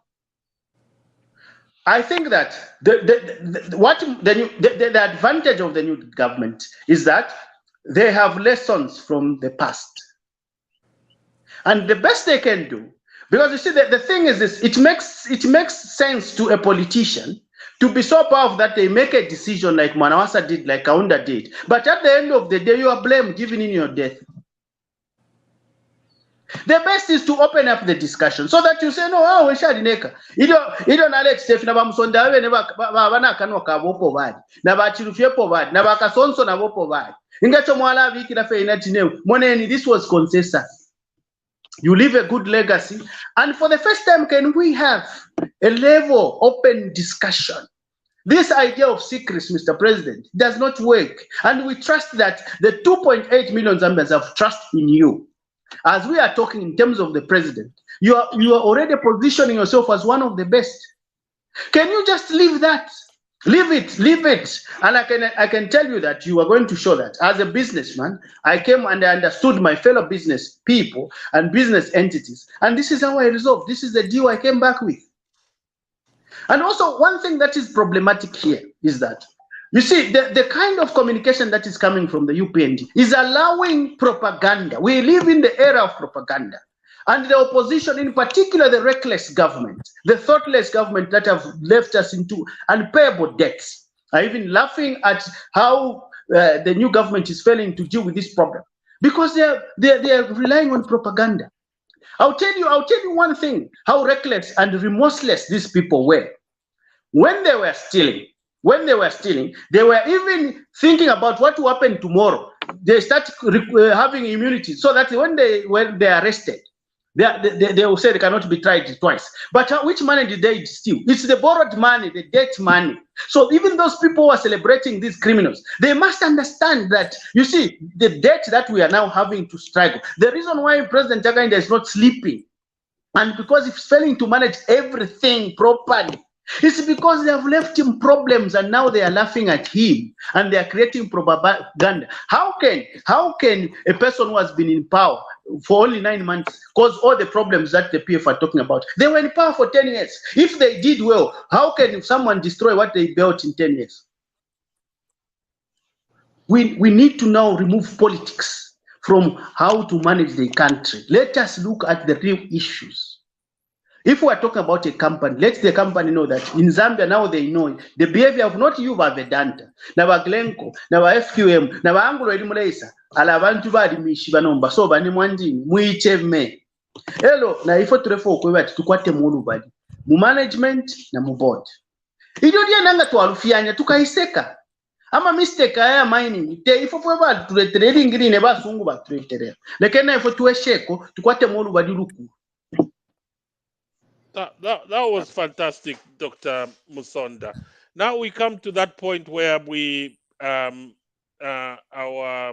fellow Bakwetu family members ask questions, and also the viewers. I've looked at most of the questions from the viewers. There's just statements, but then I'll start with Mr. Nkwilimba. Mr. Nkwilimba, any question or statement, for Dr. Musonda, for that properly articulated, educative, history about, copper mining in Zambia, and all the problems that we are going through. Over to you, Mr. Nkwilimba. Thank you, Patrick. Doctor, how are you? Fine, thank you. How are you, sir? I'm really amazed at the knowledge that you have. I'm amazed that, what you have discussed this evening. In a way, I mean, these are not things that we have not heard before. They are not things that are new, but the way you have put it, you have put it clearly. I just have one question, really. You have said that the problem that we've had in the past is where these deals have been made by individuals that have been in power. And even right now, there is some kind of, I don't know, for lack of a better term, unclear or some sort of secrets in what is being done even now, even with the new Dawn government.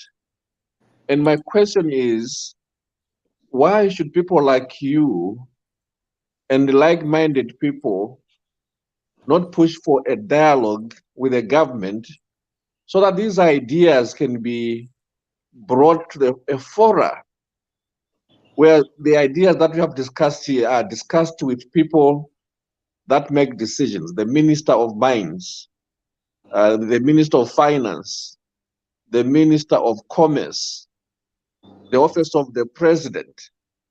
Isn't it the time that we should be discussing these things so that, whatever is being done is actually done transparently and gives us as Zambians an assurance that we are not going to continue to be robbed by outsiders? I know that we cannot, we need investment from outside, but that investment must not come at our disadvantage. We must use whatever investment that comes from outside to our advantage, as you have rightly pointed out. Why is it that we cannot sit as Zambians and discuss these things openly so that we can have input in what is happening in our country? Over to you, Dr. Musonda. Thank you very much. Yeah, well, first and foremost, what we need is not just people like me. We need, for the first time, people from the communities themselves, people who are affected by the communities. In the communities where these mining companies get a representative. We now have the CDF, we have those committees. Can we get people from those committees so that they are able to tell us the stories as we negotiate? Let us take the church, let us take the unions, because can you imagine negotiations are done and the unions are sidelined? So let us have a comprehensive team of negotiators. This idea of just leaving lawyers alone and accountants alone, they only talk about legalities and they talk about the finances. But life of a mining company is not just about legalities and finances, because these companies affect the everyday life of the workers, their families, their children. When you retrench a miner, on whom the bank is also preying, because even in the retrenchment package goes, it's affecting the everyday life. So people talk about social issues like ourselves must be part. I'm not saying myself. But if I speak on myself, on my behalf, I have written a text. I wrote a message to the Minister of Mines, and I sent him my CV. Mr. Minister, this is my CV. Should you need me, please get in touch. It's now over 3 weeks, almost 3 weeks, or 2 weeks now, going to the third week. The minister has not responded. And when you check a WhatsApp, it shows that he didn't even read my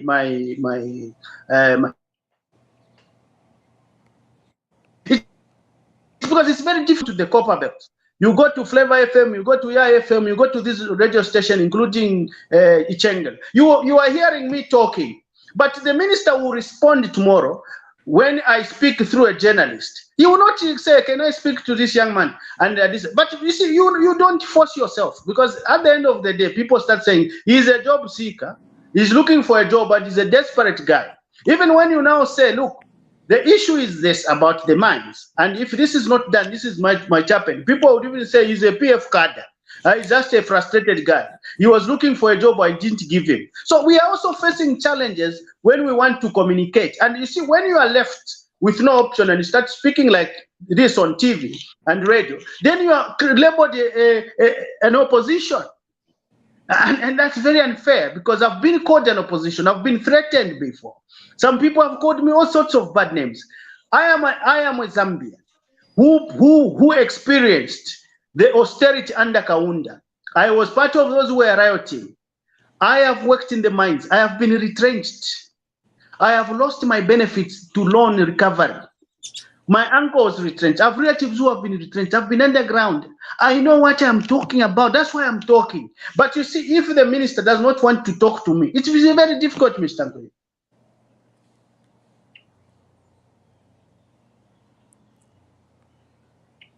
Yeah, but if I can just come in, you know, I'm sure there are people who are watching this program, people who are in government.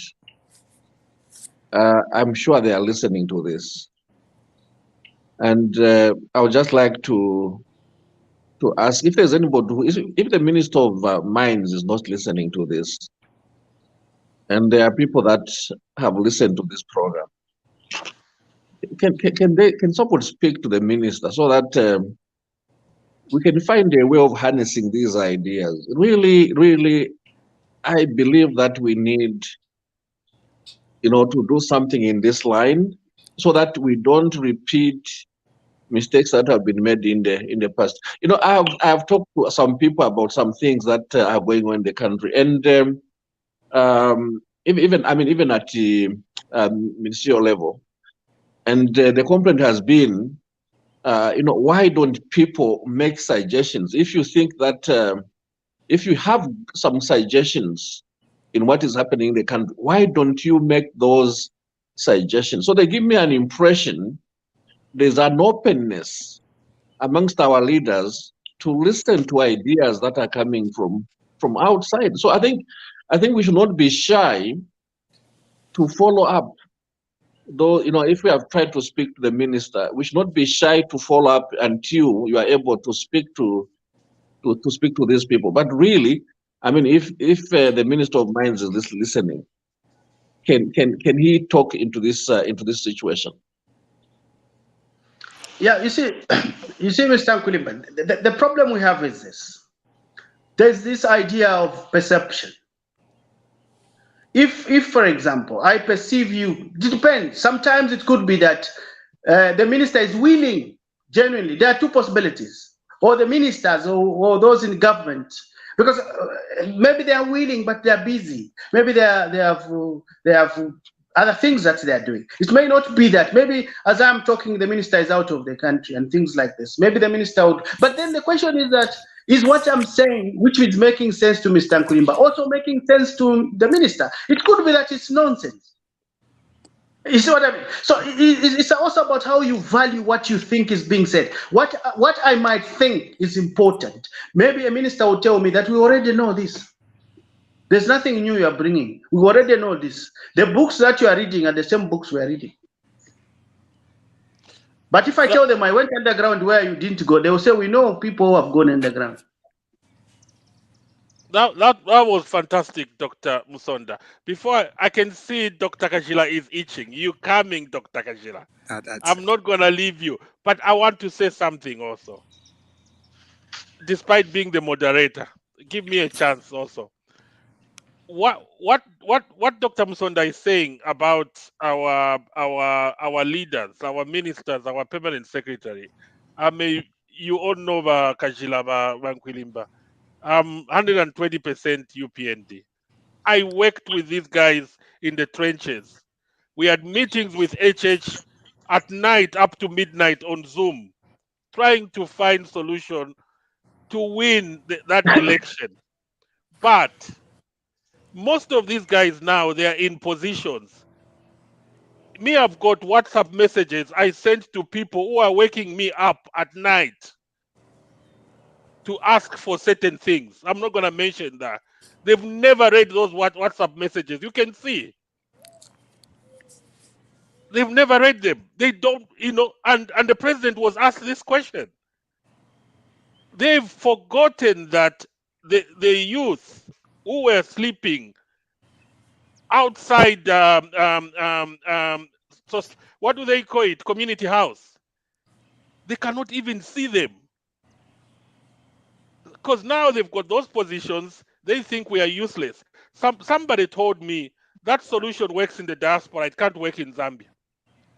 I says, then I said, then that's when we are not going to develop. Because if I'm talking about quality control in hospitals in the UK, it should be the same as in Zambia. When I'm talking about financial controls, stringent financial controls at Ministry of Health, they should be the same stringent financial controls at NHS in the UK. So I think our ministers, permanent secretaries, our leaders, please, the people voted for you to be in those seats, luxury offices with secretaries drinking milk. Talk to those people. Some of those people might look stupid, but they've got the solutions to the problems the country is facing. Thank you so much. Dr. Kajila, yes. How are you? How's uh, everybody? everybody is fantastic. Good to see you. How is Canada? Oh, it's good. As you can see, it's beautiful outside. It's a holiday here, so I've just been sitting here enjoying listening to you guys. I'd like to say, I'm so impressed with Dr. James Musonda's synopsis of mining in Zambia and the overall picture of a recurrent trend of relying on foreign countries to mine our copper mines. 60 years after independence, we have trained all sorts of Zambians in high places around the world and at home. And here we are dealing with characters like Vedetta, who are just fly by nights who've made some money somehow. And they are now holding our vital resources. And yet, us, the people, are left in the ditch and we're still complaining about the same thing. So, really enjoyed everything. And I think where I'm coming in is on really the emphasis on the diaspora. And apart from being a medical doctor, I'm involved in a lot of diaspora related activities out here. And I can see the passion of the diaspora like no other time before. I've been in outside Zambia for about 27 years or 26, 7 years around there. And this period we're living in is probably the most positive, where the diaspora are beginning to see that we need to reverse the brain drain. We need to get more involved in our country, and particularly us Zambians. I totally agree with that idea of collecting the diaspora, bringing them together, create an entity, a proper company based in Zambia that can be an investment company strategically for mining and give a pitch deck, create a pitch deck with a clear business strategy, a business design, and then present that to the president and let cabinet approve it, then sell it out there, specifically to Zambian diaspora and those at home. I'm one believer that you cannot just rely on diaspora alone. We need a partnership all the time.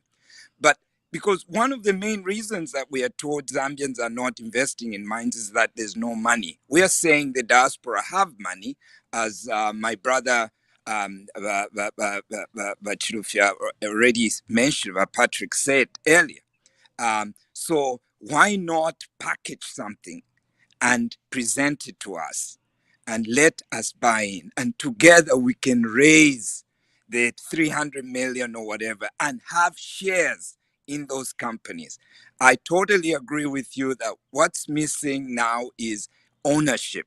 Zambians must own those mines, and we can put regulations in place that make it clear to investors that if you're going to invest, you're not going to own a huge chunk. Zambians will own at least 48% or even more, depending on how much money, and negotiate from there.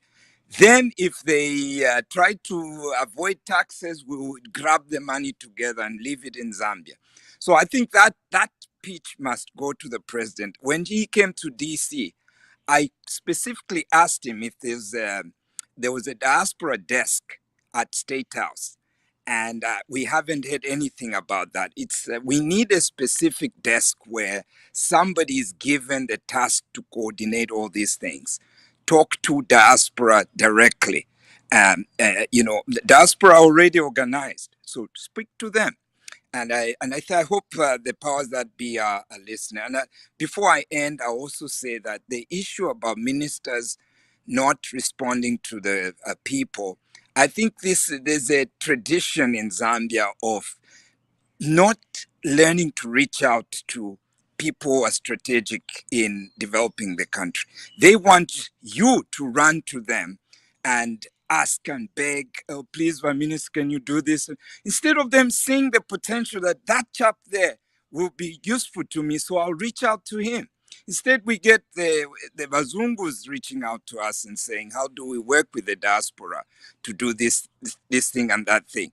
The only exception, though, I'll say General Chipakpaku is one exceptional gentleman who knows how to reach out to the diaspora, and I hope others can follow. Thank you. Now, before Dr. Musonda responds to that, let me just say something. Dr. Kajila, thank you for making that comment. But instead of waiting for the government, to do something that will enable the Zambian diaspora to participate in this, why don't you people in the diaspora begin the move? Create a company in Zambia. And some of us are already here. We have been in the diaspora, but we are back home. So those ideas, we should not wait for the government to create that momentum where the Zambian diaspora can come home and begin to do those things. There's nothing that prevents the Zambians in the diaspora to begin the campaign even now. The government is keen with this PPP, public partnership. Why should the Zambians in the diaspora form a company that would work with the government to realize these ideas that we are just discussing now? We are doing that, but we need it to also be initiated back home so that our efforts are complemented. Thanks. Yes, I think I concur with Makajila. Ms. Tankwilimba, the government is very important. To start with, the government needs to have a policy. You cannot just go from the diaspora. It's not easy. The government needs to have a policy on the diaspora. The diaspora policy is already there. Yesterday, I was talking to Mr. Chipakupaku, who is the permanent secretary. One of the few people who I still communicate with is the permanent secretary, and is passionate about the diaspora policy. He was involved in the drafting of the diaspora policy, but that policy has been packed. It's there. So the government needs to facilitate where things, Rankwilimba, you remember I told you, in Nigeria, in Ghana, the government is involved in facilitation. Provide land. They provided land to the Nigerians. They are building mansions in Lekki, in Lagos. So the government, if the government is not involved, it's not easy to do it, because the government also can facilitate a sovereign bond using the data from United Nations that Zambians remit 3.2 billion. They can use that data now to go and say, give the diaspora and the sovereign bond of 500 million, and they come and invest in KCM, and we go 50-50% with so government is very key. The policy formulators is government. So we cannot do anything. We can do, Bakajila, at the moment, just to get title deeds. I've bought land in Zambia. I can't get title deeds. So government needs to do all that. How do you come and invest when it's not easy to get a title deed? It's gonna take 2 years. How are you gonna invest? Which bank is gonna give you money if you don't have land already titled? And then Bakajila, Mapanza. The other thing ku Zambia baingiliramo nga twatambuka kulanda nabo. They think we're looking for jobs. Most of the people in the diaspora are very comfortable. We're very comfortable. We don't need civil servant jobs. What we need is opportunities, and go and invest in our countries. We've got small investments there, but we want huge investments. If Zambian diasporas come together, they can raise $500 million today. And then the Zambian government is saying they don't have money to pump into Mopani or KCM as equity investment. So let's move on. We've got Joseph Nyundu. Joseph Nyundu, over to you. Have you got a question or comment on today's topic to Dr. Joseph Musonda? Thank you very much, Comrade Chilufya, and Dr. Kajila. I've spoken with him on Z Corner. Thank you. Nice to see you again, Honorable Mkwilimba and Dr. Musonda. Thank you for allowing me to come in. I'm not very sure where it started from, but I think I've taken the jinx of what it's the discussion is working around.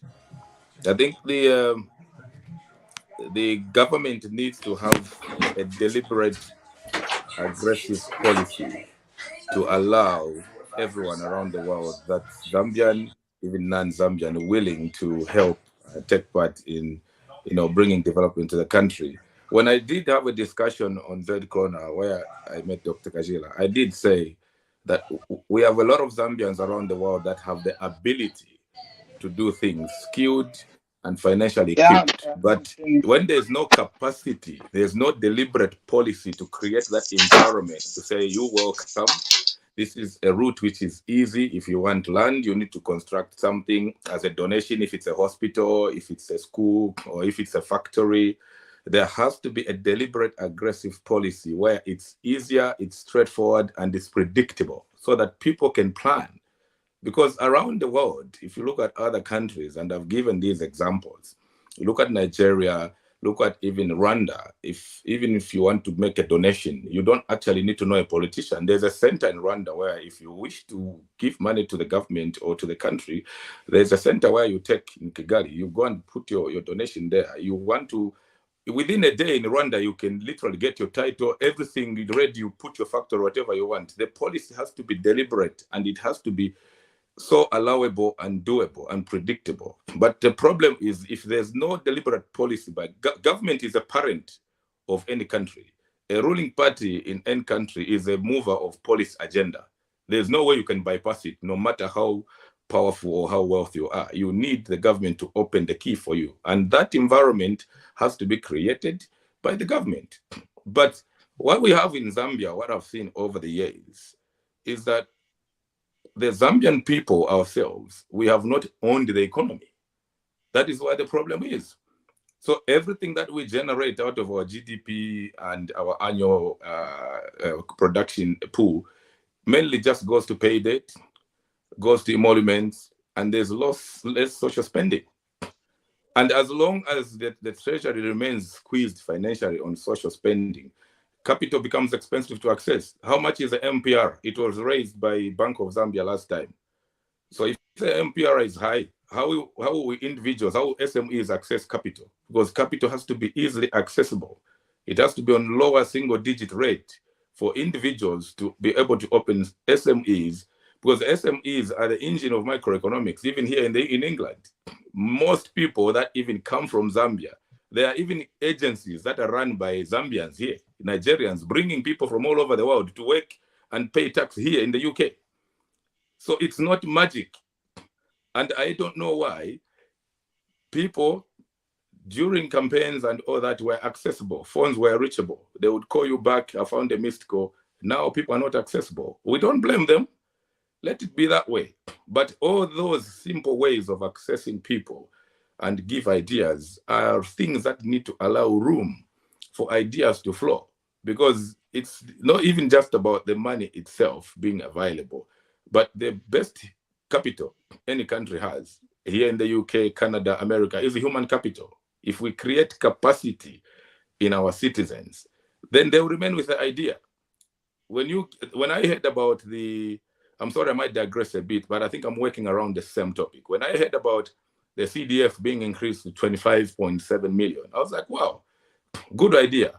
But what's the plan? How are you going to dispense this money to people?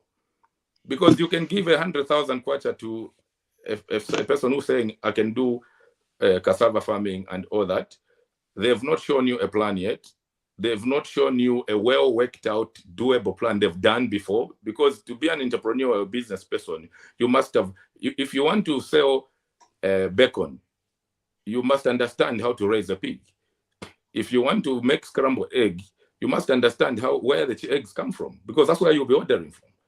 So if someone just comes and says, oh, government is going to give me part of CDF and I'm going to do this, people will squander the money. It happened during the youth empowerment last year or so, before the elections. People were being given money to go into business. People were buying cars from Japan. This one buys this, the money is gone. Because there's no capacity. You give someone money, there's no capacity. There is no environment which is stable, predictable, and well laid out for people to know, okay, in the next 5 years, this money that we're giving the youths, this is how it's going to be worked out. This is where the business plans are going to happen. How is the tax base on businesses? And how is the tax havens on Zambia? I don't know if Zambians get these tax havens which foreigners get.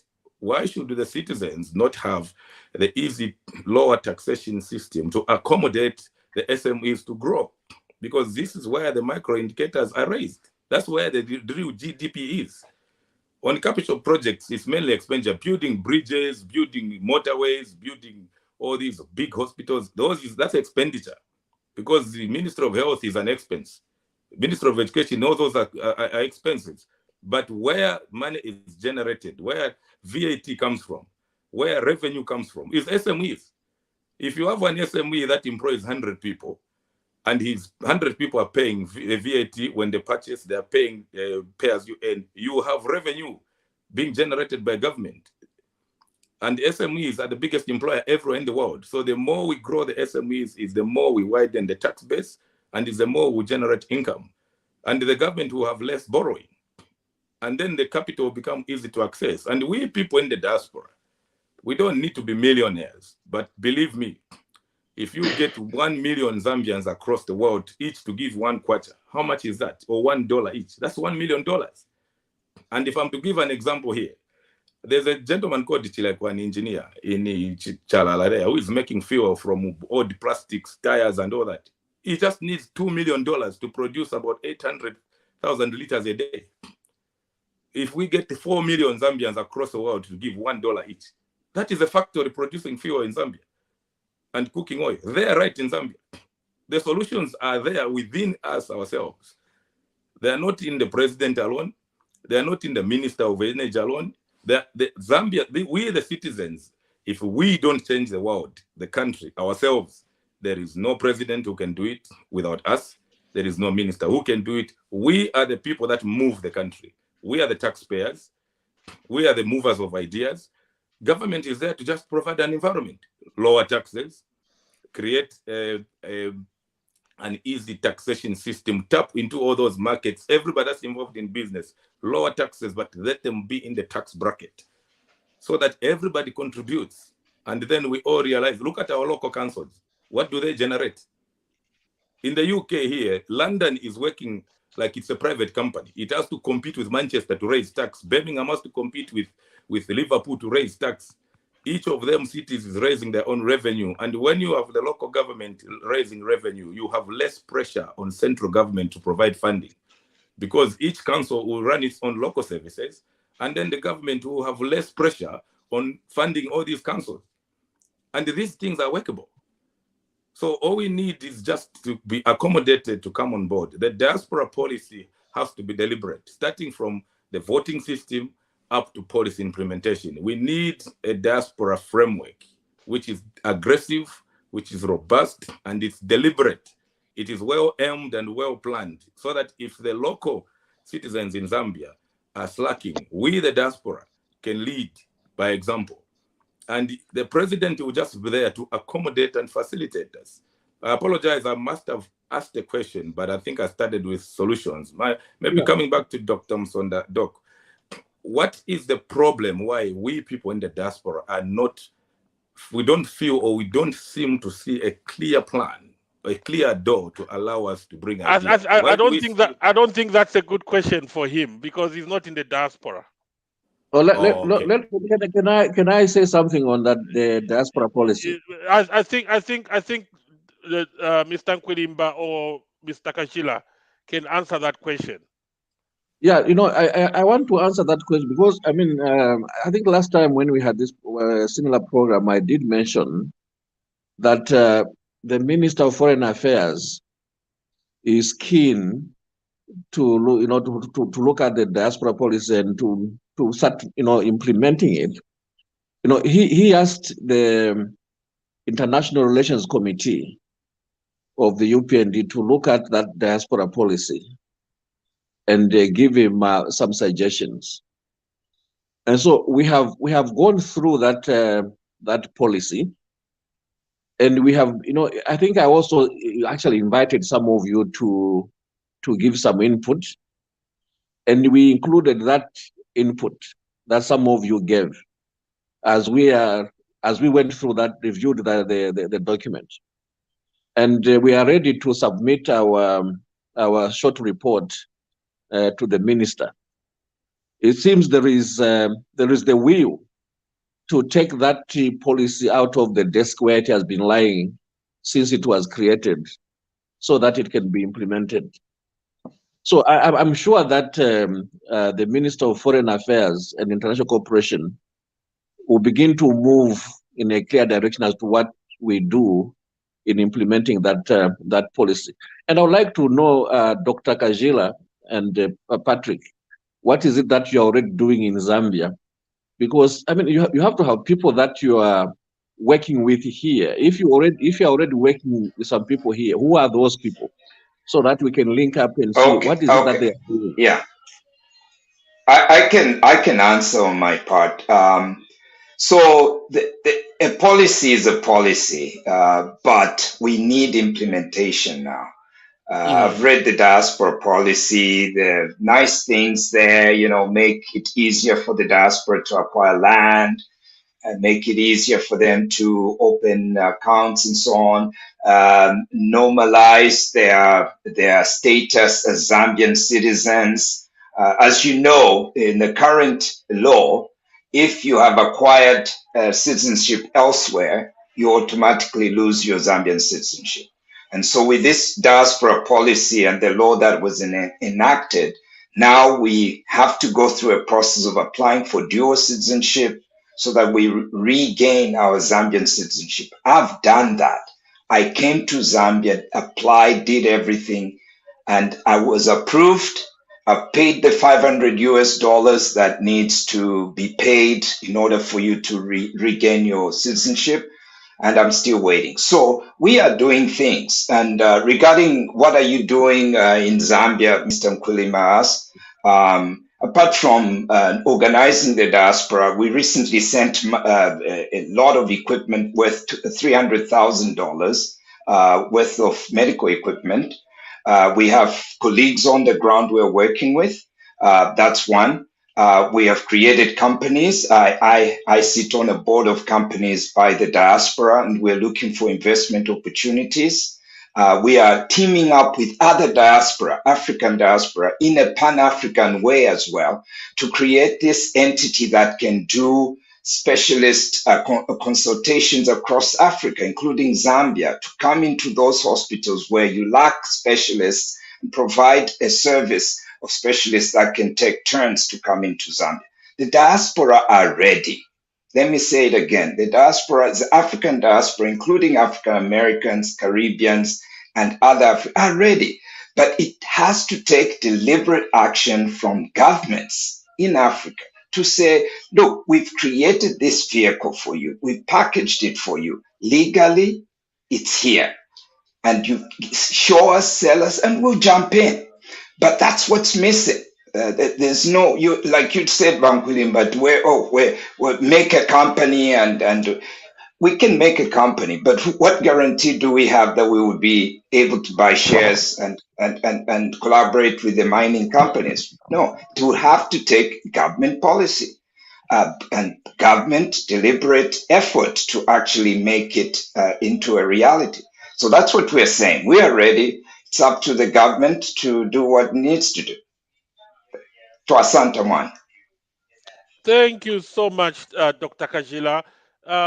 Dr. Musonda, closing remarks, anything you got from the comments and the questions from the Bakwetu family and our viewers? First, I don't know. I haven't been able to read the comments. I don't even know what. Not comments. Comments from the panel. Oh yeah. I think one of the things that is I'm very, very humbled and honored to be part of this kind of discussion, because I mean I lived in South Africa for 2 years. I lived in Belgium for 5 years, so I can understand what you are talking about. When I was in Belgium, I was spending every euro I was given to build something in Zambia, and I mean that's why I put everything back home. So I understand what you are talking about. I mean, the government needs to create an enabling environment, not just for foreign direct investors, not just for foreigners, but for Zambians. So what you are saying is simply what we are saying, like we need to increase ownership. And if we have the solutions, wherever they are, for as long as they are coming from, let us try them. We have learned from the past. And we know, we have it. What I'm saying is not new.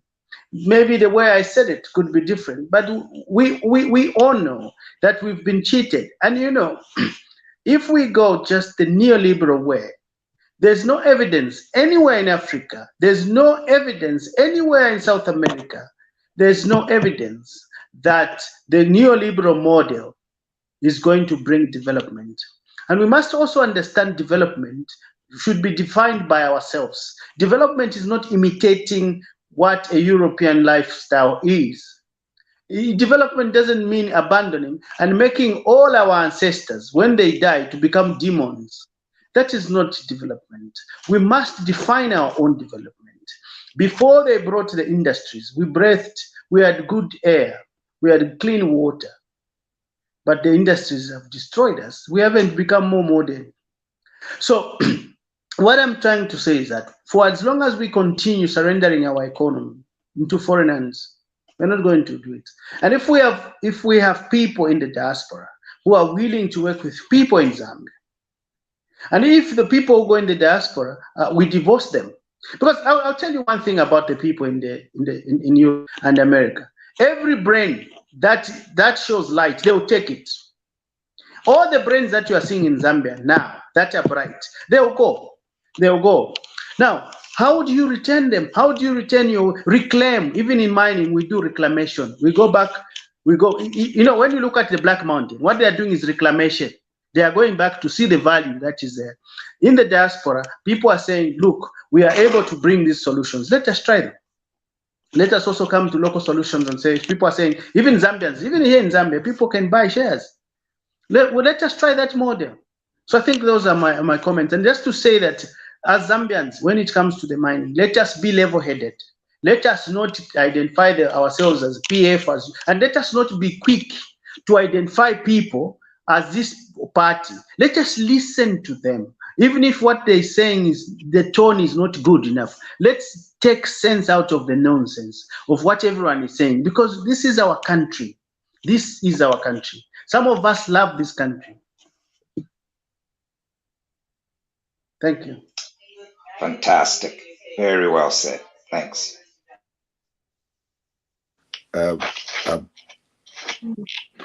Thank you so much, Dr. Musonda. Any other comment or closing remark from the panelists before we close? Yeah, sorry to come in. Yes, like I said, I found it in the middle, and I think most of our conversation is bringing us all around to get our country to a better state.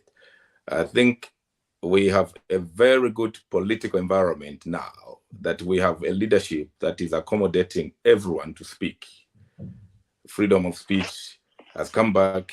There's normalcy slowly, emerging. The country is getting back to normal. It will take time, but at least in less than a year, so far what we can see is that, the justice system, everything is falling into place. And there was no any better way that a citizen can bring even an economic idea in an environment that is so oppressive. Because some economic ideas, they offend some political agendas. And when people are suppressed, there's no way they can speak like we are speaking and say, I've got this idea to the table. I would like to bring a better way of maybe bringing energy sector. When other people have an agenda that they want to drive, and you seem like an enemy. Because all of us Zambians, even these political differences that we have are not even necessary. The poverty is the same. Whether you are PF, the poverty is the same. Whether you are UPND or UPP, whatever, the poverty is the same. The few oppressed is the same. So we need to put country first and put ourselves second, selfless commitment, and come together and say, to unite if people united to colonize us and enslave us, why can't we unite to build our economy? Something that we even use our education that we went to school for. Nobody got educated to be a colonizer. We went to school to help our citizens, and we can't keep ideas and knowledges to ourselves. So in conclusion, I would like to say, let us create an environment that allows all of us to come together for the common good of Zambia. The money will just fall into place. Money is just a product of solutions. Whatever idea you bring across, if it's viable, it has a value. But you need that opportunity. You need that door to be opened so that all of us can come together, flaunt our ideas, let the best ideas or a certain set of best ideas win. Then when capital, in Zambia, we have about 67% of a youthful demography. Africa has one of the youngest demographies of population in the world. And every young person is a perfect natural resource, human capital we have, to drive the agendas that we are bringing now and take them for the next 50 years. And to give this example, it's why in the UK, when a single mother gives birth, why does the government, the council take over?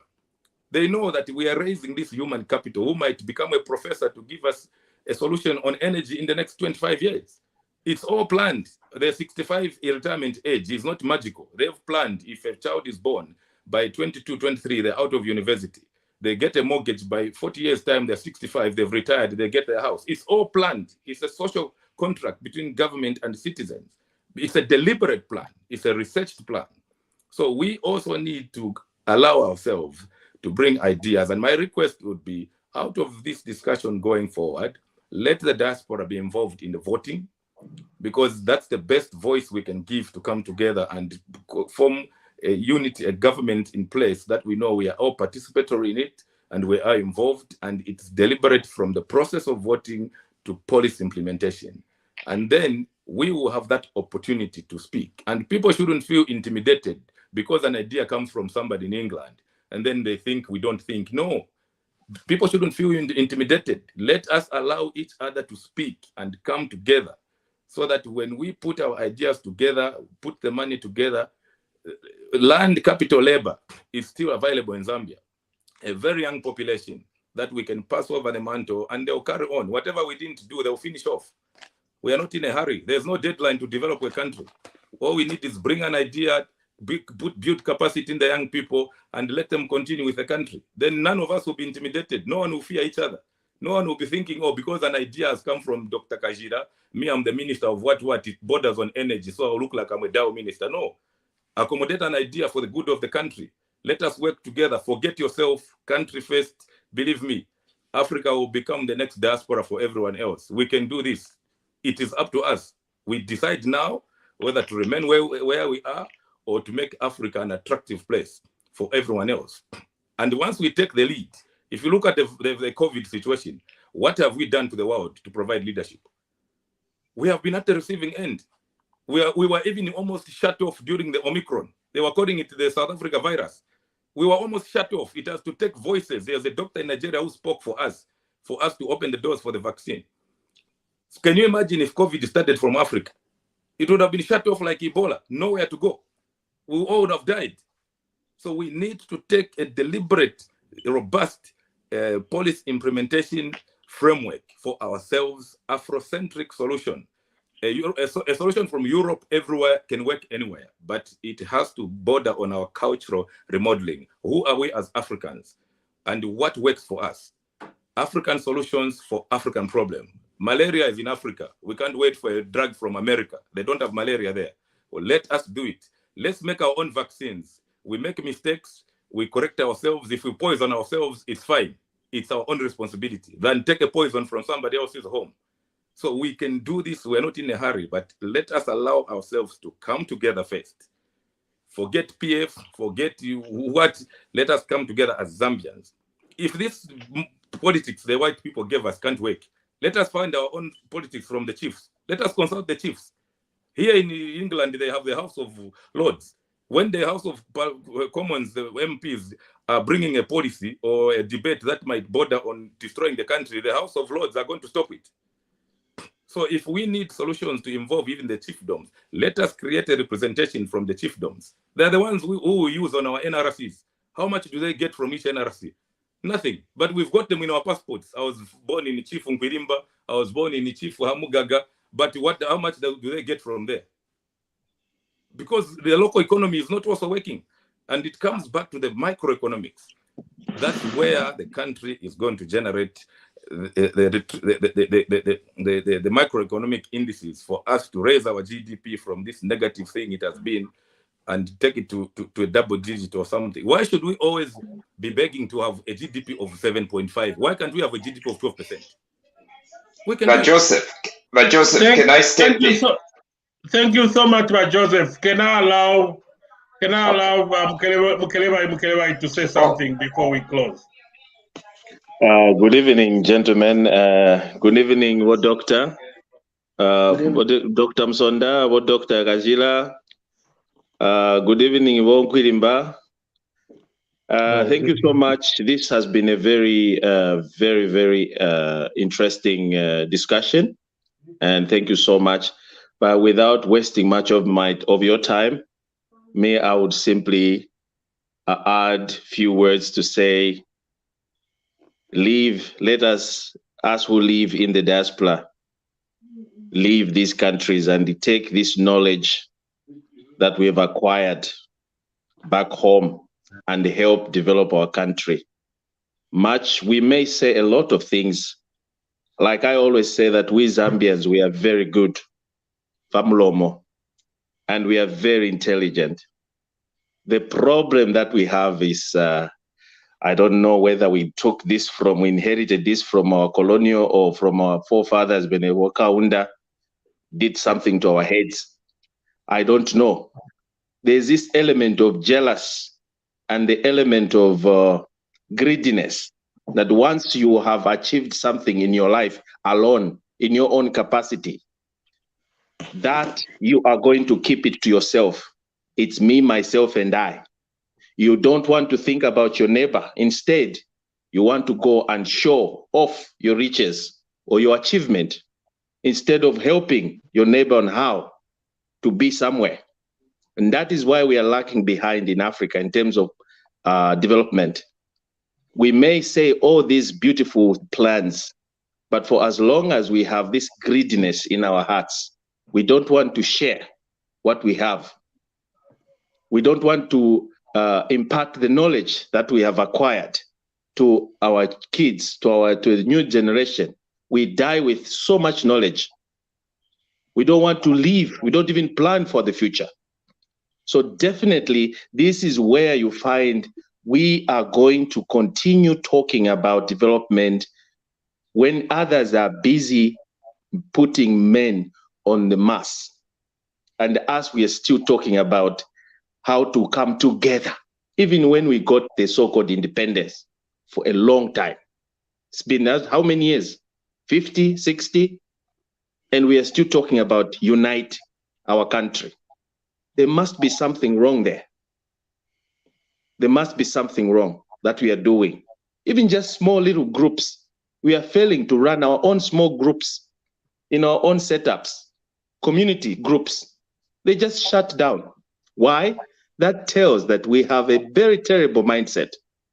And I would urge every educated professors, please go home. Let's go home and help our brothers and sisters. Actually, they have much better lives than we are in the diaspora. Thank you.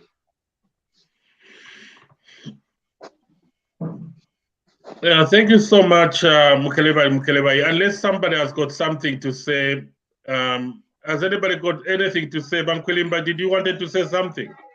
Yeah, maybe just yes, please. You know, I will still say that you know, I think that you know, there is light at the end of the tunnel in terms of you know, making the diaspora policy work.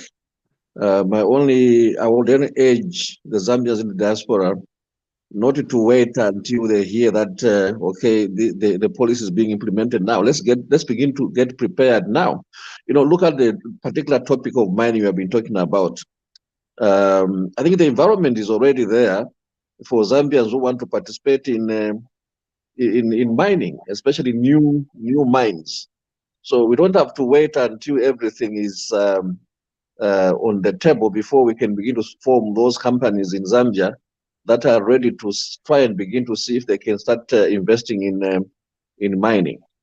Thank you. Bonkwelimba, you're right, but you've heard, we've mentioned wherever there's been an investment by the diaspora, especially the diaspora are like foreign investment. The government has to create a conducive environment for those diasporans or foreigners to come and invest in the country. For now, that environment is not yet there. Here is what Dr. Kajila, who is a Canadian, used to be a Zambian, but he's a Canadian. So Bakajila cannot go and invest in Zambia as a Zambian. So for him to go and invest as a Canadian is complicated. He's applied for dual citizenship, Zambian citizenship. He has applied, nothing has happened. So those are some of the facilities we need the government to clear. The policy is there, very clear, but then the government needs to tell us now we are implementing that policy. The government can even create an investment zone just for the diaspora, you know, and make, you know, just the way they give tax brackets to the foreign investors, they can give it to the diasporans also. You know, these are the things we're looking at, like the private partnership, whatever, PPP. The diasporans haven't been involved. So, Bakwelimba, how do you want the diasporas to force themselves to go into that? The diaspora was supposed to be consulted. That's why I was saying the government. Patrick, Patrick, can I also just step in and say, I've heard this story before. Oh, organize yourselves and then we'll listen to. We organize ourselves. We tell them we are organized. You never hear from anyone. They will ignore you. So I think the mindset has to change. Yes. If you really value your children in the diaspora, show it. Show it. We're not asking for anything more. We're not here for handouts. We're not here for jobs because we already have jobs where we are. We're not looking for government appointments. No. In fact, we're better off in the private sector. That's where we want to participate because private sector gives you more freedom.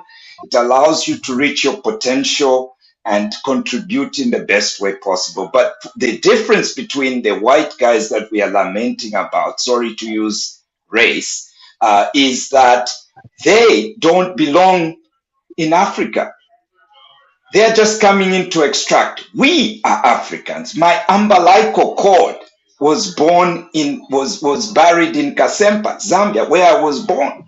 So I cannot steal from my country. If I'm interested in Zambia, it's because I love the country and I want to contribute. Those 80% youth who have no jobs, the diaspora can create jobs for them in a fair way, and let's create generational wealth together. Thank you. Let's discuss further in the green room after this. So Wakajila, the diaspora. I've been saying what the government needs to leverage from the diaspora is not just money; it's the brain drain that the country has left. Instead of getting a French guy or a British guy to go and consult on one policy situation in government, or to go and, there are so many Zambians in the diaspora who are experts, even in mining. Bakajila, I went to South Africa. I lived in South Africa for 10 years. 6 years in so did I. 4 years in Cape Town. I went to Rustenburg. There are chromium mines there. You know, I was shocked that most senior engineers and mining engineers were trained at University of Zambia. So you tell me if Zambians came together, invest in a mine, and those Zambians in the diaspora can come back and work in those mines because it's their investment, and they are well trained, they are well loved, they are needed. Imagine if South African chromium mines, huge mines, can employ Zambians as engineers and mining engineers and chemical engineers.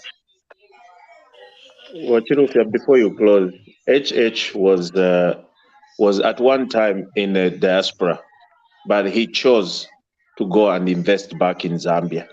Yes. And from that moment, he's been there. He struggled during his opposition. He stayed there for a long time. People even making mockery of him for the years he has been in the opposition. And today, he's the president. Why can't we emulate from there? We, the people, the government cannot just come to us. Of course, they can create enabling environment for us to do our business.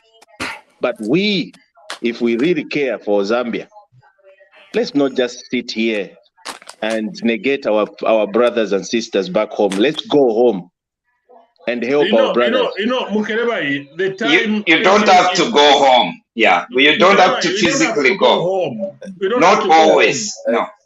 No, we can go home and make plans with our brothers and sisters. HH was only in the diaspora for about 2 years. Let's go home and make was in the diaspora for about 2 years. We are not. We are Zambians. We are not diasporan. We are Zambians. No, we'll go back. We'll go back, but you don't have to all leave and go to Zambia. The world is small now. You can do amazing things from wherever you are. I'm telling you. I know. I'm going to say development kwa high. I'm going to say development kwa at least there. We know that. And Mukerebai, at this stage, Wakajila can sit on the board of one company in Zambia. He doesn't have to travel to Zambia. He can have a board meeting over the internet, over Zoom, and diasporans can contribute to some of the problems companies are facing in Zambia if they are involved. We may be trying to go and solve problems that our brothers and sisters are not interested in. It's like that example of a foreign investor that went to plant tomatoes near the Zambezi River. You don't know because you live in the diaspora. You're not there to see what's going on home. There are hippos there. So what do? So you consult the locals. Talk to our Zambian people. Let's talk about what is it that they want. Not because we have seen Kunoma Rikwatotuma trams, Kunoma Rikwatama, and then you go there. We bring trams. Are you going? Do our Zambian people need trams now? No. So let's do something. Let's talk in the background. Yeah. Thank you so much, our viewers. This has been a brilliant discussion. I've never seen anything like that.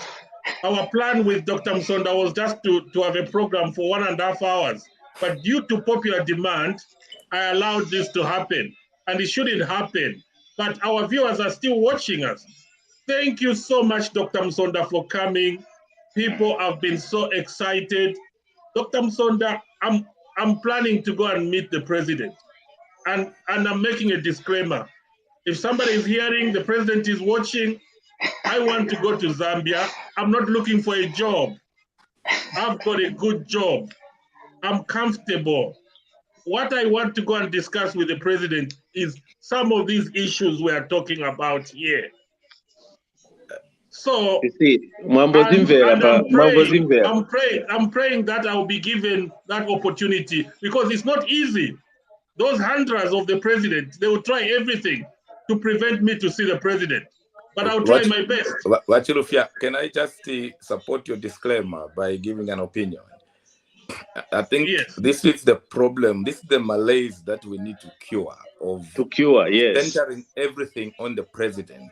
We need to decentralize the doors into policy implementation and allowing people to come. Because if we leave this cancer of centralizing power until I meet the president, until we see the president, it even creates an environment where a state capture is easy.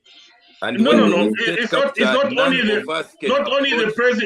the president, but I also need to meet some ministers and permanent secretaries. This is what I'm saying. We need, especially for us, the Zambians in the diaspora, we need an aggressive, robust, and deliberate, predictable.